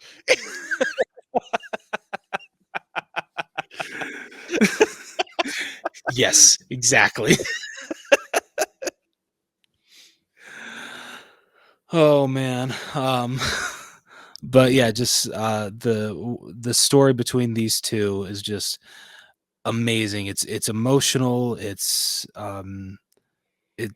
I don't know what else to say besides amazing. It's just such a really good story that I loved from start to finish. And like I feel like I really don't have any problems with it. Like, I understand why it has to be, 2 hours and 40 minutes. I lied. I thought it was 2:45. It's actually 2:40. But like like I was telling Caleb, like I understand why it needed to be so long and why they wanted to put more time into making sure that people understood this connection between Elphaba and Galinda, or Galinda, whichever. So I think story wise, I think I might be at 93. Totally reasonable. I'm going to Google this real quick. How long is the play? How long is Wicked on Broadway? Oh, 2 hours and 45 minutes. So this was 5 minutes shorter than the entire runtime of the Yeah.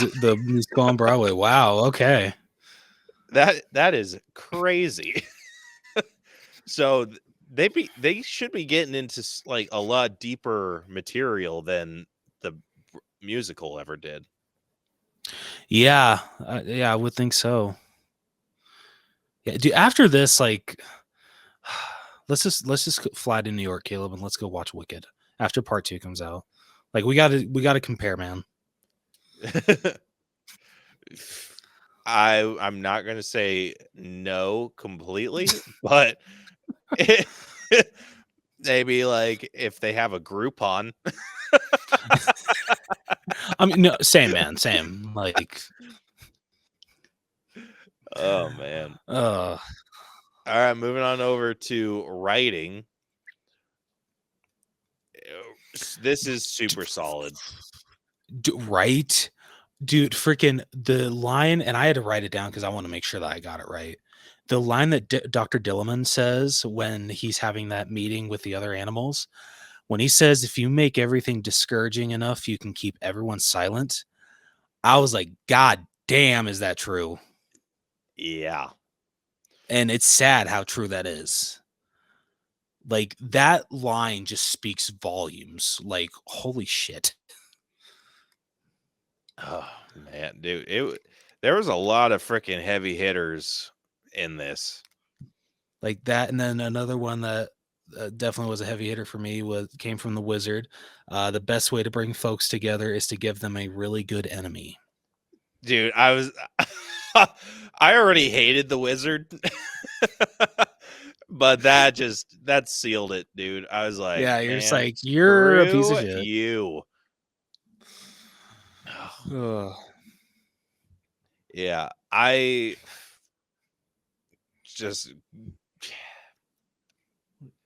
have nothing but good things to say. Like we've covered most of it, but I'm giving the writing a 92.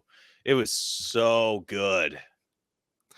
Yeah, freaking every line that came out of Glinda's mouth was just amazing.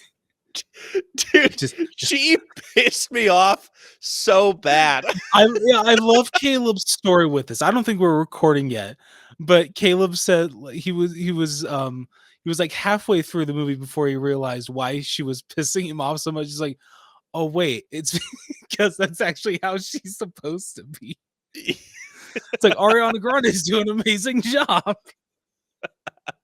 Yeah, it took a minute because I was just like, God, like Glinda's so freaking annoying.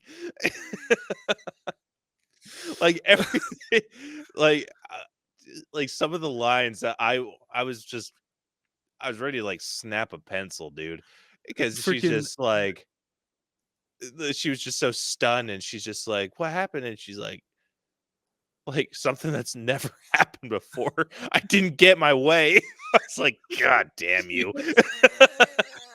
Dude, freaking her two friends.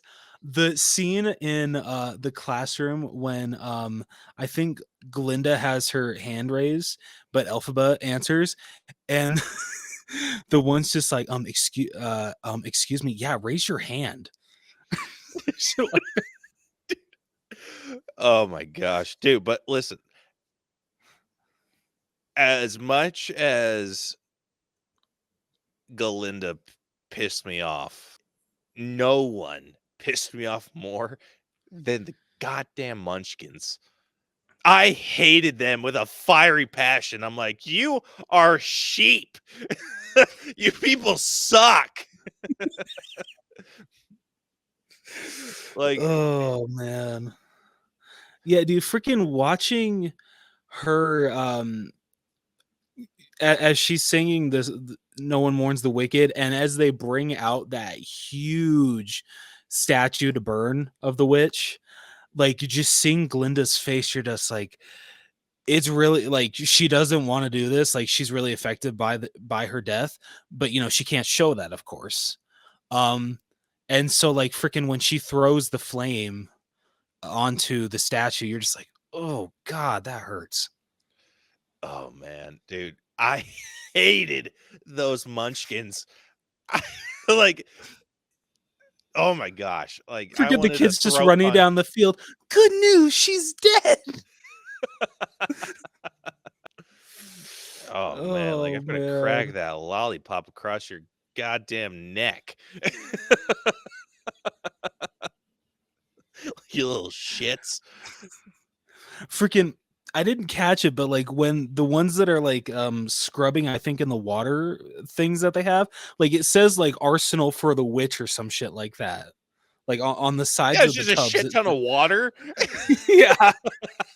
Like they were freaking ready in Munchkin Land once she came back, or she ever came back. Oh my god. Oh man. I hated it. I hated those freaking Munchkins. Oh man. Writing, I'm just gonna be one above my story. I'm gonna be at 94. because Fair. the writing is that good. It's oh man. All right, moving But I on get over. what you're saying about Munchkin.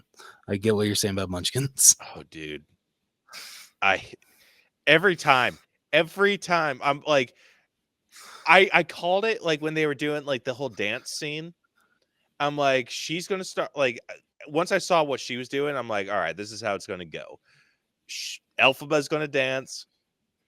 Galinda's gonna feel bad. She's gonna try and dance in like dance too. And then as soon as she joins in, you know who's gonna join in? All these goddamn sheep munchkins. And then that's exactly what freaking happened. And I'm like, God, I hate you guys. Like you freaking like, like I could have throat punched every single one of those munchkins. Same here, man. Same here. Yeah. Anyway, moving on over to acting. Phenomenal. Yeah, going through this cast real quick. We got Cynthia Erivo, who played Elphaba. We got Ariana Grande, who plays Galinda.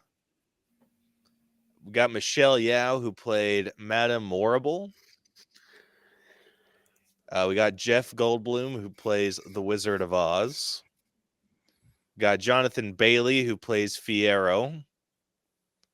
Ethan Slater, who plays Bach. Marissa Bode, who plays Nessa Rose. Oh, is she actually in a wheelchair? She is, yeah. Okay, I was a little concerned that she wasn't.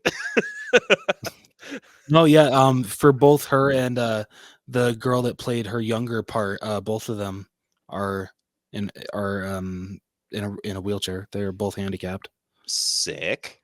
Okay, Yeah, like cool. that's really cool. I love that inclusivity. Yeah. All right. Peter Dinklage did the voice for Dr. Dillamond. Bowen Yang played Fanny. Then Bronwyn James played Shen Shen. And that is it. I think that's it. Yeah, I think that's the main majority of the main cast. Yeah. I couldn't find the guy that played the dad, the governor of Munchkinland. I don't know if he played a big enough role to include him, though. Yeah, I was just shocked though that he didn't appear like on like the first 10 people of the cast. Yeah, that's crazy. I don't know. That just really shocked me. Yeah, I have a feeling our 1 and 2 are going to be the same. Do I have to pick between these two for 1 and 2? Can I just say they're both number 1? Dude, they were perfect. They were so good.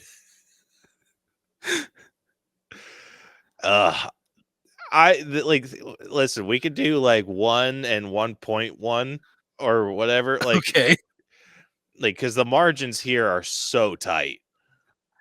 Yeah, they are. At least between these two. Like, I think it gets a little easier once we get to 3, but yeah, I don't know what you're gonna do or who you're gonna do for 3, but I have a feeling our 1 and 2 are gonna be the same. I just don't know, like, if I liked one slightly more than the other, and it's like a barely slightly. How would you rank it? I'm going Cynthia number 1. She killed it, but then Ariana freaking coming in for the win too, as Galinda, dude. Oh my gosh. Like I said, she pissed me off so much. And then it took me a second to realize, like, that's how good she's good. That's how good she's doing at playing this character. Yeah. No, like seriously. Shit, man, I think I'm gonna have to agree with you. Watching so yeah, definitely Symphony 1 and then Ariana like 1.1, like barely. I loved watching the behind the scenes of these two, like when they got their like 1 watching their auditions and 2 when they got the call that they had been cast. Cynthia's amazing. Ariana's like really spoke to me. I just love when she finds out. She just bursts into tears and she's just like, I love her so much and I'm going to take such good care of her. it's incredible how much the world of the Wizard of Oz means to these two women, and the love and care that they put into these two characters is unmatched. Like, I don't know, like I've said in this episode, I don't know a lot about the lore of the Wizard of Oz. Like, I only know the movie, and now I know part one of Wicked. We know That, half of Wicked. yeah, we know half of Wicked. But just seeing these two behind the scenes, how much this not only the story but just this world means to these two, it brings a tear to your eye. And just watching how much love and care, I know I already said that, but truly how much love and care that they put into not only these roles but this world, it's remarkable. I love these two women so much. Oh, dude, they were so good.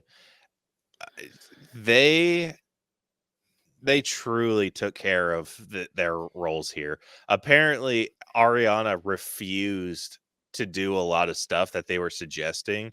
Like, they were trying to hip-hopify Popular, and she's like, "No, we're not doing that." I'm like, "Hell yeah!" God, I love her. I love Ariana so much, dude. And speaking of freaking Popular, Ariana looked like she was having the time of her life. she did.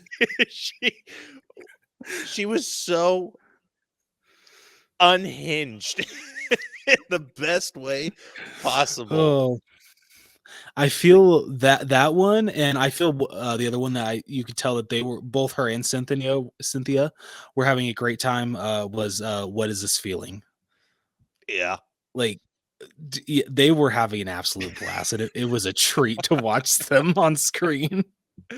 Oh my gosh, it was so good. It's so freaking good. Like that, I think Popular is what sold me entirely on the movie.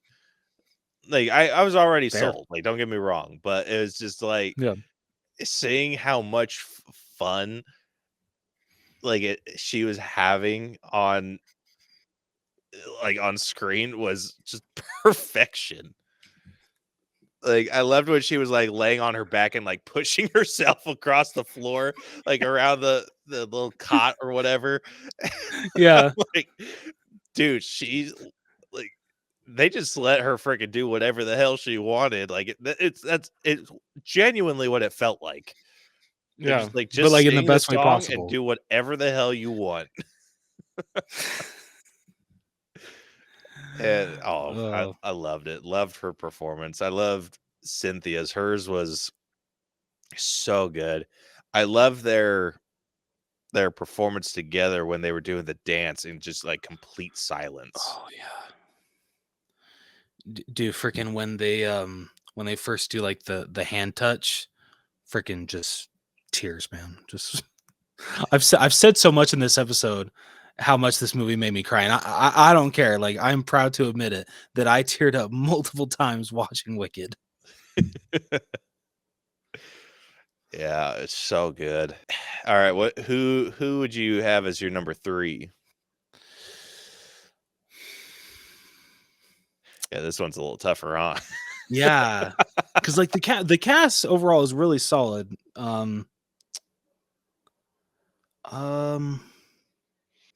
don't know. I'd probably give 3 to Michelle Yeoh. Yeah? Yeah, I really liked her as Madame Marble. And freaking like I was, because not Madame Marble, Madame Marble, sorry.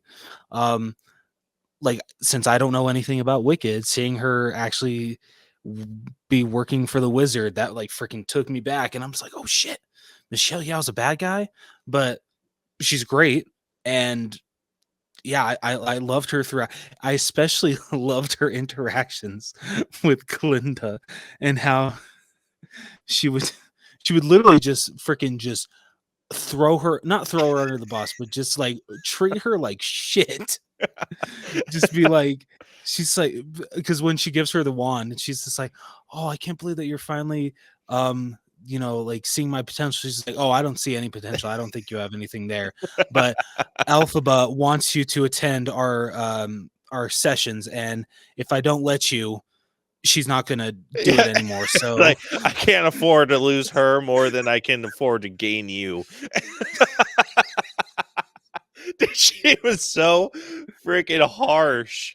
the best one was when they're meeting the Wizard of Oz, and she arrives, and Elphaba's just like, oh my gosh, I can't believe you're here for here for me meeting the wizard. And she's like, yeah, of course, I could not miss your big moment. She looks over to Glinda, and apparently neither could you.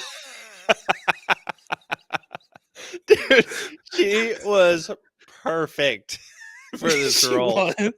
She was so good. She was so catty. I loved it. Yeah.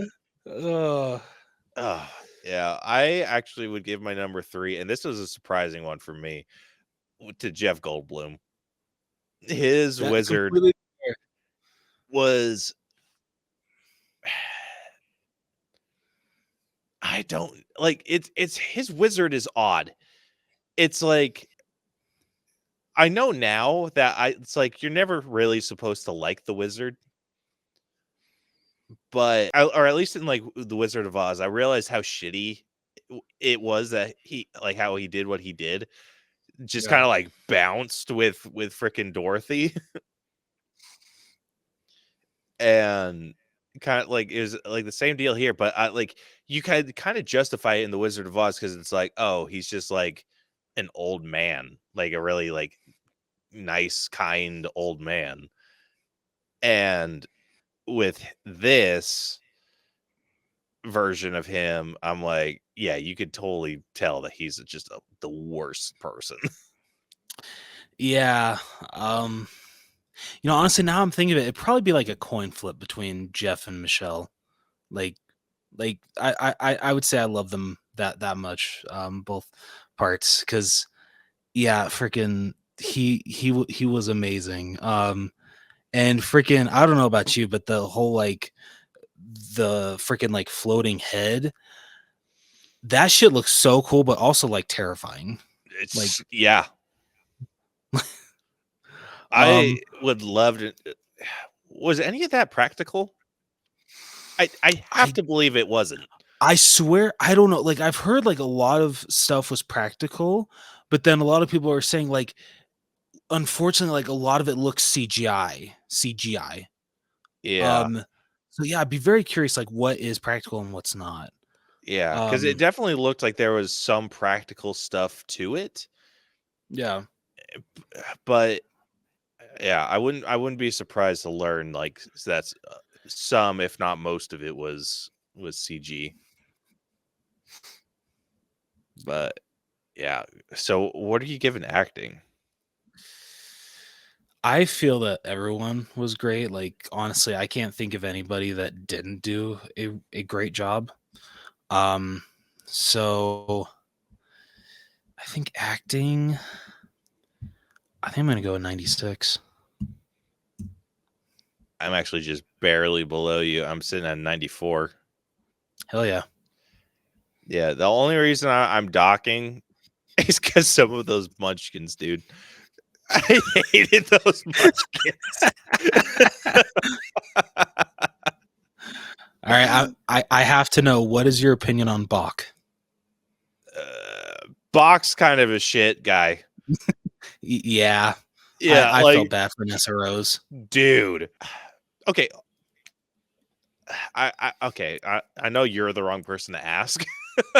Does Nessa become the Wicked Witch of the East?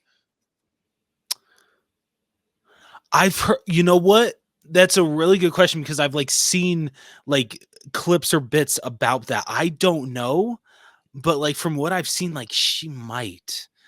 I hate that I don't know enough lore about this shit that I can't answer this question. Yeah, because I was thinking about that. I was just like, wait, if like, because I was thinking back to like Wizard of Oz, I was like, hold up, Dorothy drops a house on the Wicked Witch of the East. Yeah. But so I think for how much Wicked Witch of the West, like who the hell is the Wicked Witch of the East? So I'm assuming for how much they foreshadowed the shoes, the slippers. I would put like a strong hunch on the fact that she does become it. I really hope they address that. I hope so too. I'll say this. This is what I want from part 2. I want them to, like, they've already teased Cowardly Lion. I want them to tease the Tin Man. Because obviously, like, according to some lore, there's a freaking, like, Bach becomes the Tin Man. And I want them to address the Wicked Witch of the East. Yeah. Because that would put a whole new freaking scope on, like, on that world. Yeah, it would. Yeah, and, like, I would absolutely feel like, yeah, freaking screw you, Dorothy.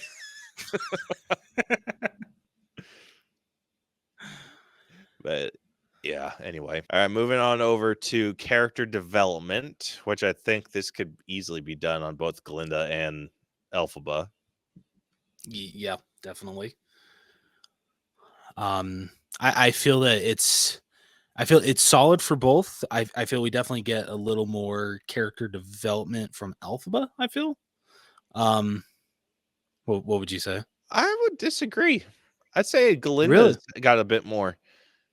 Like, she goes from someone that, like, really only cares about herself to someone that, like, it seems to care about Elphaba. Like, Shit, man. Yeah. it's just by What the the hell end am I of this saying? movie, by the end of this movie, she's kind of like fully team Elphaba.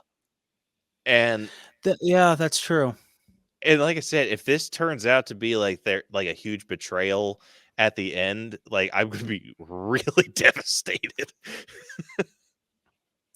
I don't know, the way that she's like acting at the beginning, it kind of seems like it does lead into that. I know. That's what I'm so worried about it. I'm like, how do we get there?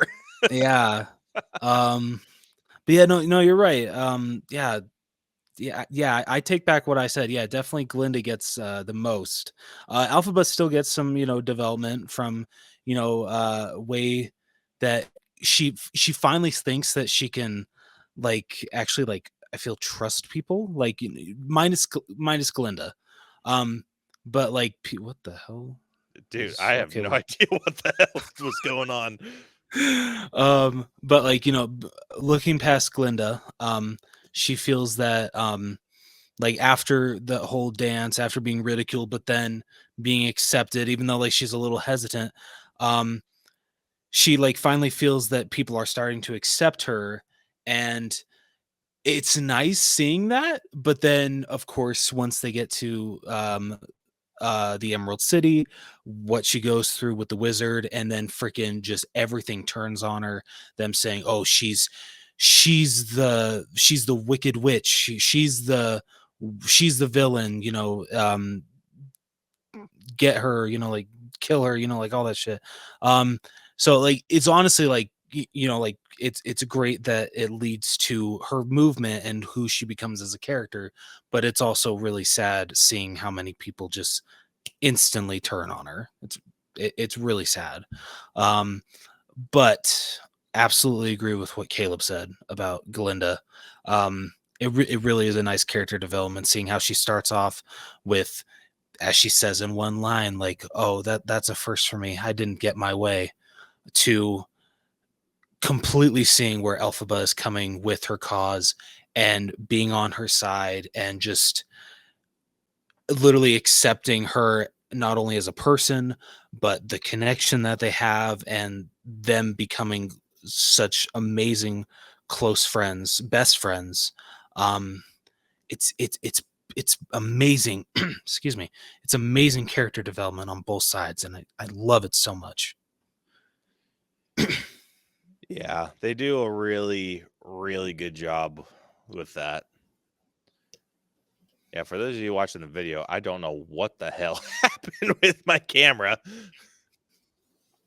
I am just now talking to the All Bros logo. Oh, man. I'm going to try restarting this page real quick. So 1 second.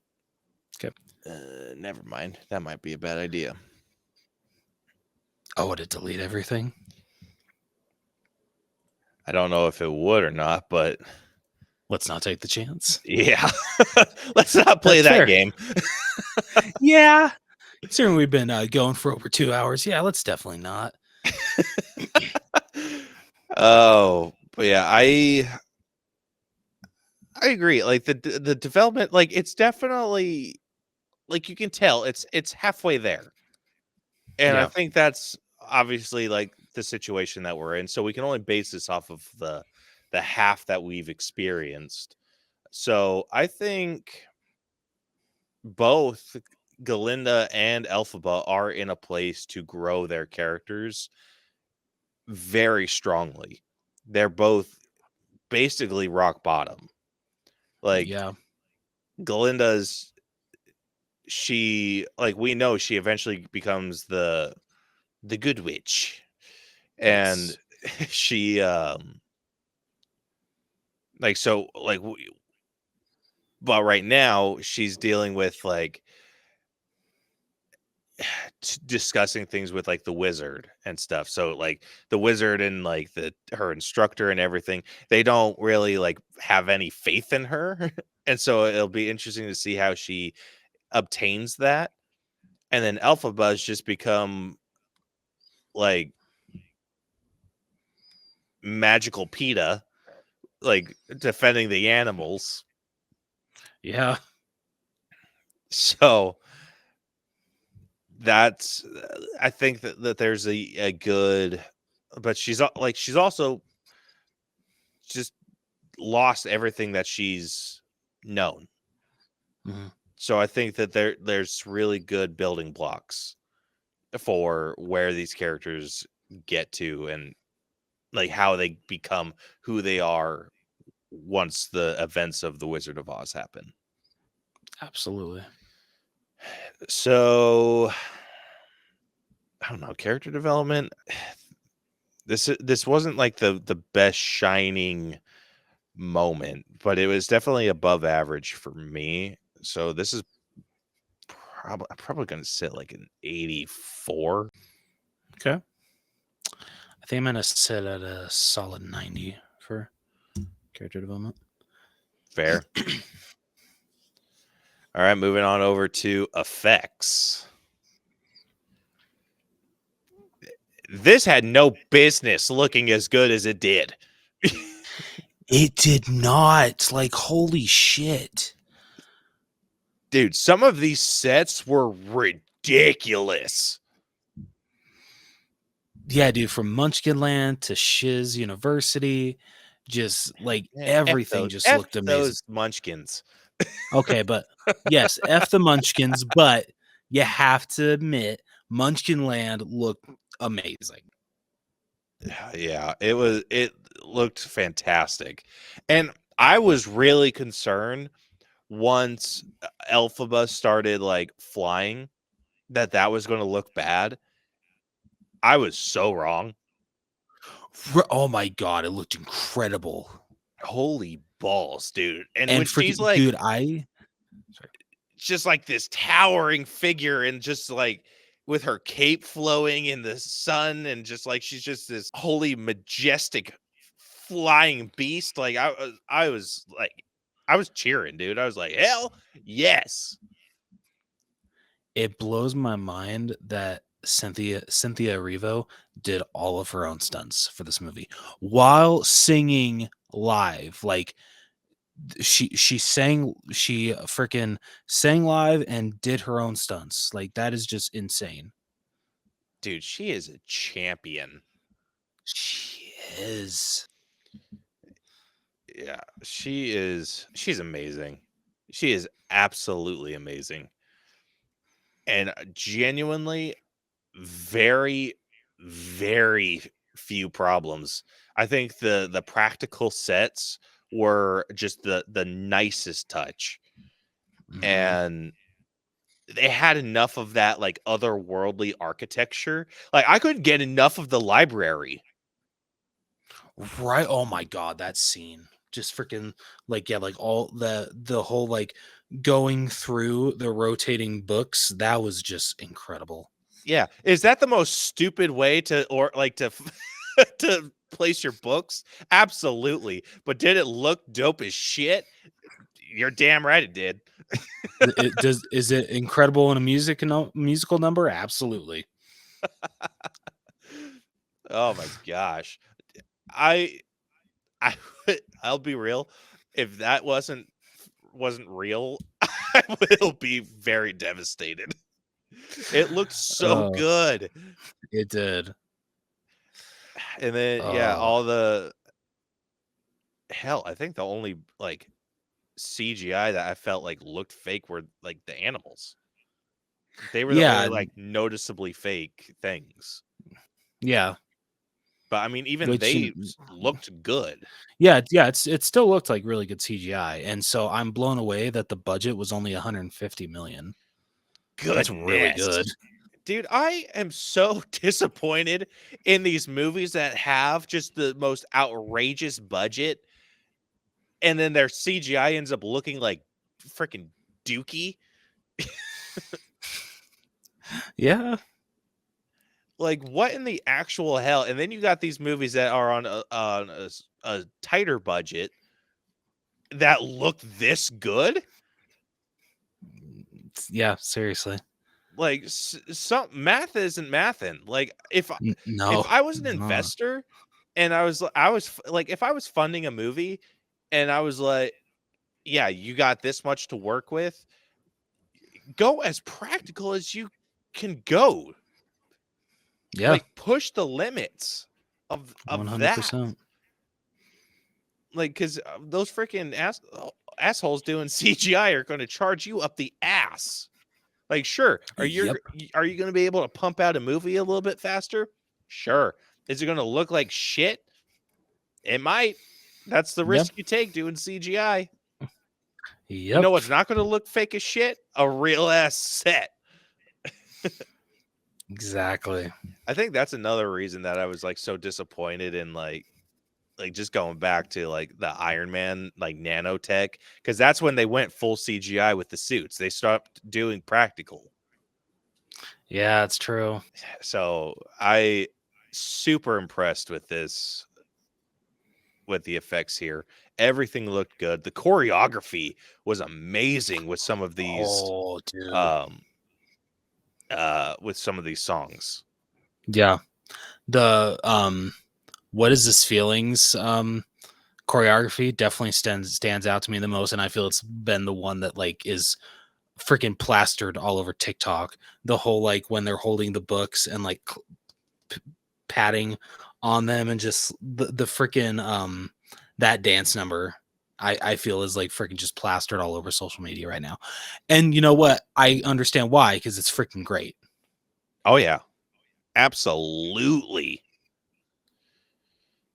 So yeah, I have very, very few complaints. So I'm probably going to put this on the same level as like, no, I lied. I'm giving this 95. Like, so few complaints. Dude, I'm going to freaking match you there. Hell yeah, 95. Let's go. Now getting into music, this is the biggest duh of the damn episode.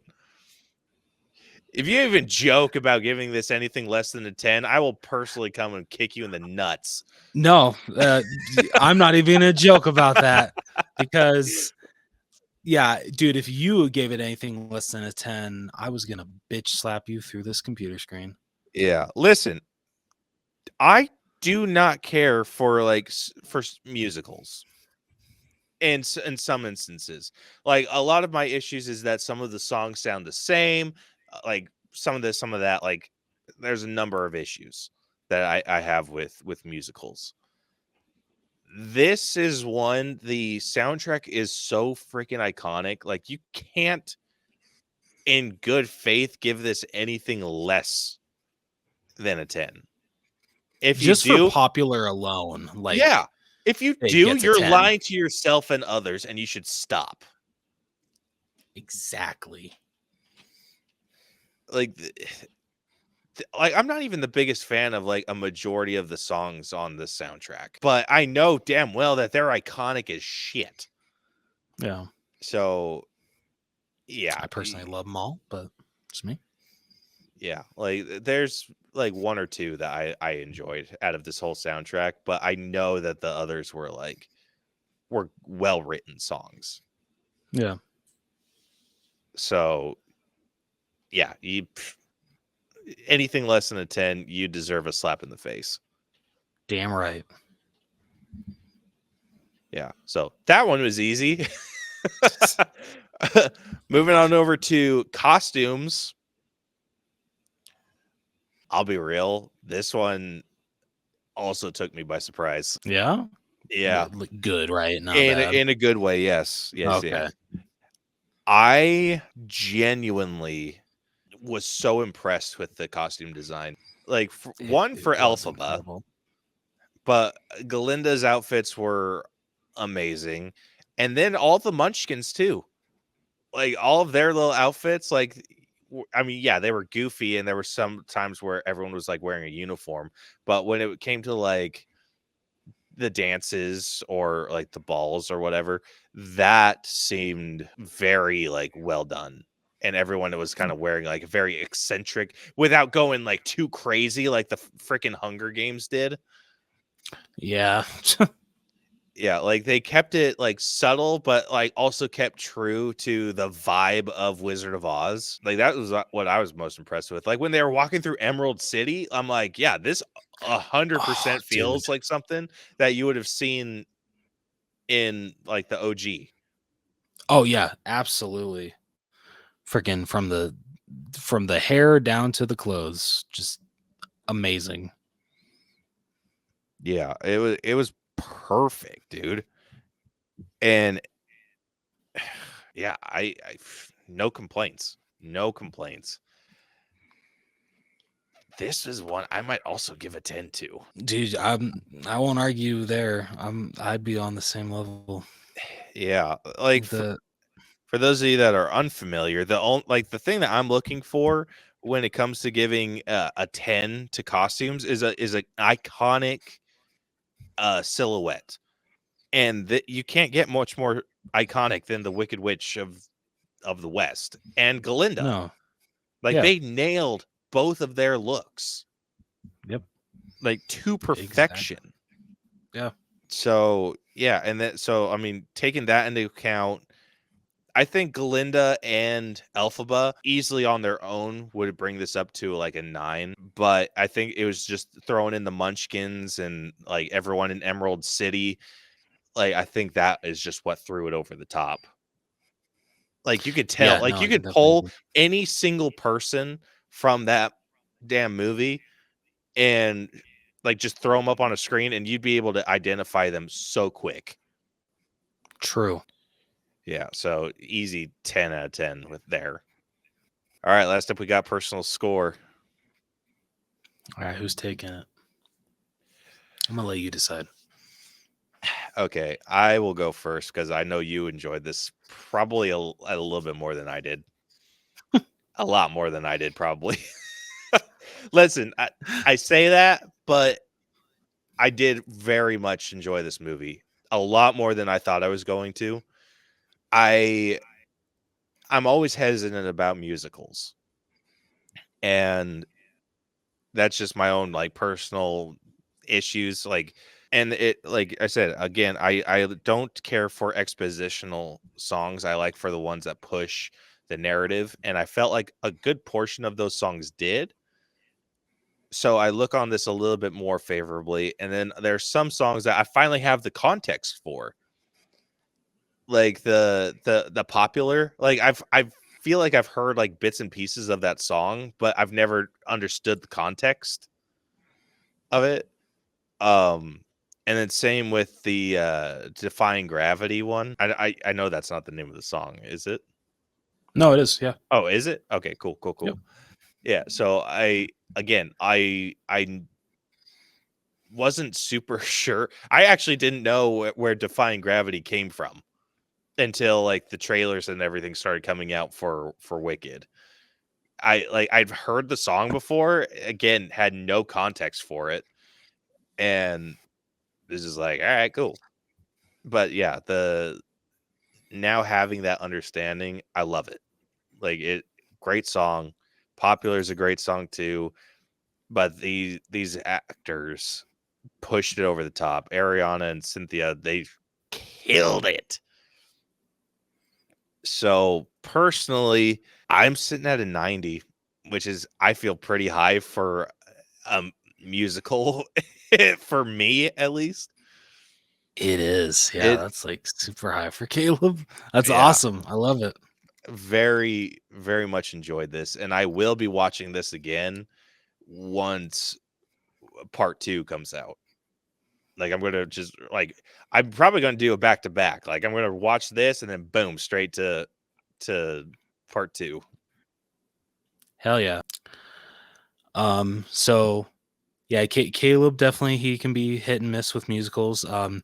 I love musicals next to horror. It's my second favorite genre, or maybe even first genre. I don't know. I love a good musical. I really do. I grew up as a theater kid. I love plays. I love musicals. I love all that stuff. Love it to death. And so the fact that, I'd never seen Wicked, and I'm finally able to experience it, not in its entirety, because we got to wait for part 2, but just seeing part 1 and finally seeing this story be told between these two, and just from the amazing story to the amazing songs, the character development, how many times this damn movie brought me to tears. It was just amazing. It How many really times was. total would you say you cried? Probably more than I'm proud to admit. At least 4. Like, yeah, about 4. Damn, dude. I know.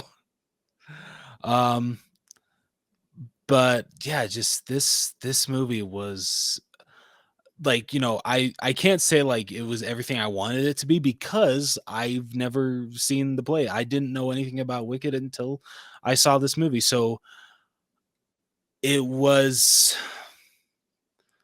how do I want to say this? I guess in a way it is everything that I wanted it to be, but coming from someone that didn't know anything about it. For someone that wanted to know where these characters come from, why their story is the way that why their story is the way that it is. Just it was remarkable seeing this story finally be told on the big screen, finally in movie format, and it's crazy how long it took for the movie adaptation to happen, because the play is over 10 years old. And so it's crazy that it's taken this long, but you know what? If it turned out this good, I'm totally okay with that. Just yeah, it was so good. Yeah, I don't think I have anything else to say. I am a little higher than Caleb.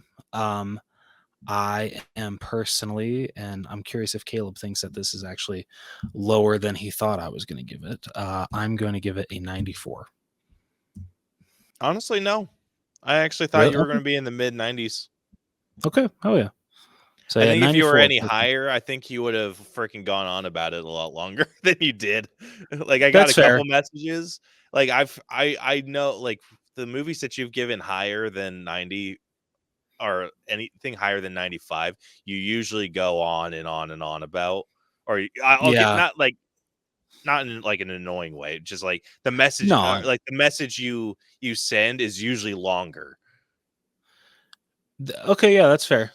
Yeah, and then like the ones I know you enjoyed it, and just like, yeah, like this tracks. Okay. Cool. But yeah, just it was great, and I truly can't wait for part 2. So Hell yeah. Alrighty. Well, going through these categories real quick. Starting off with story, we ended up averaging out at a 90. Writing got a few points higher, sitting at a 93. Acting got a couple points higher than that, sitting at a 95. Character development was the lowest score on this, sitting at an 87. The effects sitting there tied with the acting, sitting at a 95. freaking called this one from a mile away. Music and costumes both have the same score, sitting at a perfect 10 out of 10. And then our personal score ended up averaging out to a 92. So with that, the final All Bros letter grade for Wicked Part 1 has come out to an A.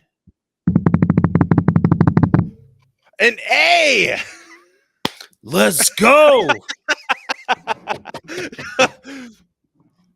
Dude, I was so curious. I had a feeling like that it was the 87 in character development was what was like leaving me with like worried.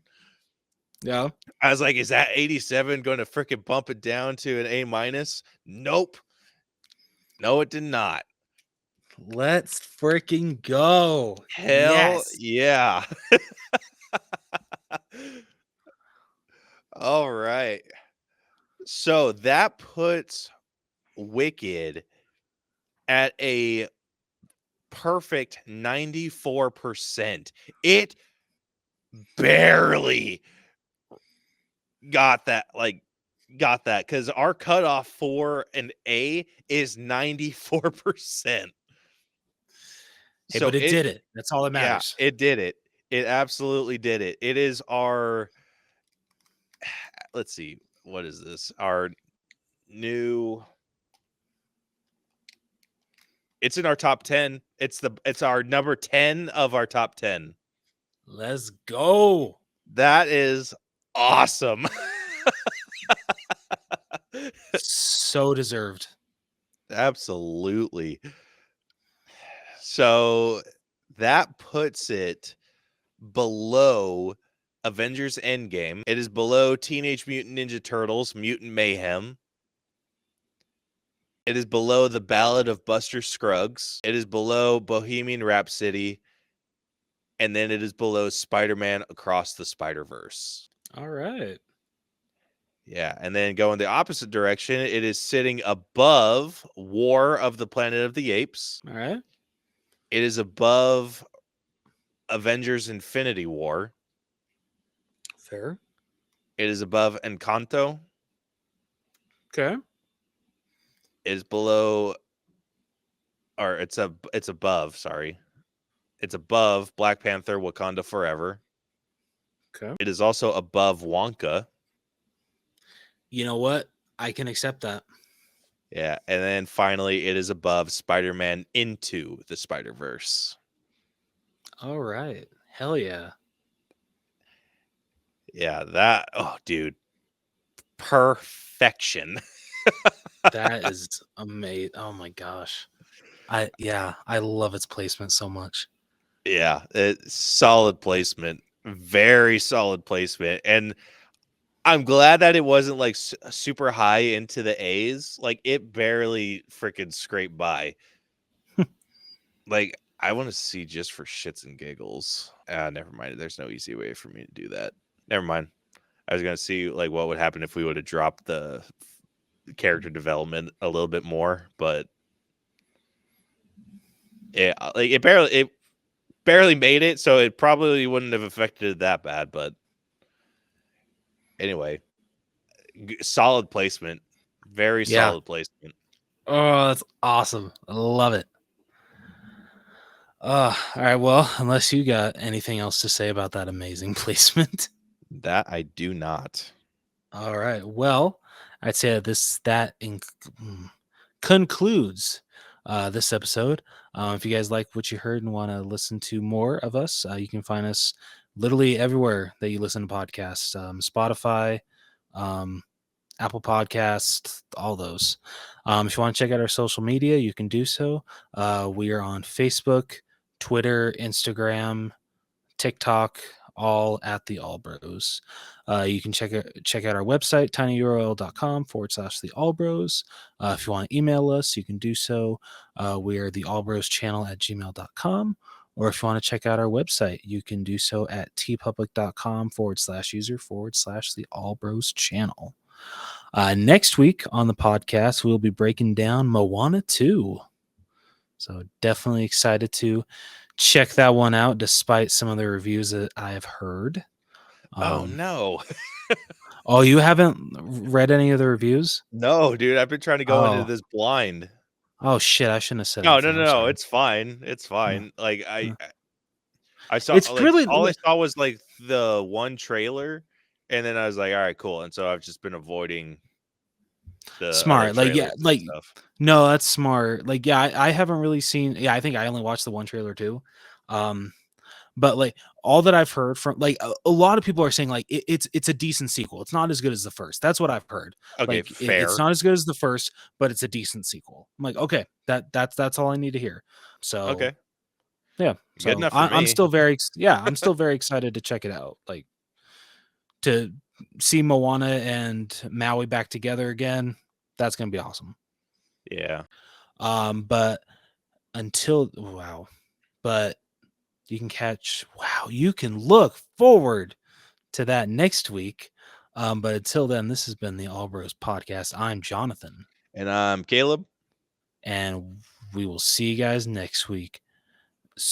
What do I say now? Do I say see ya? Is that what I say?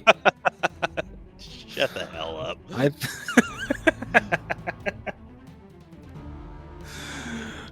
Yeah, see ya. Deuces.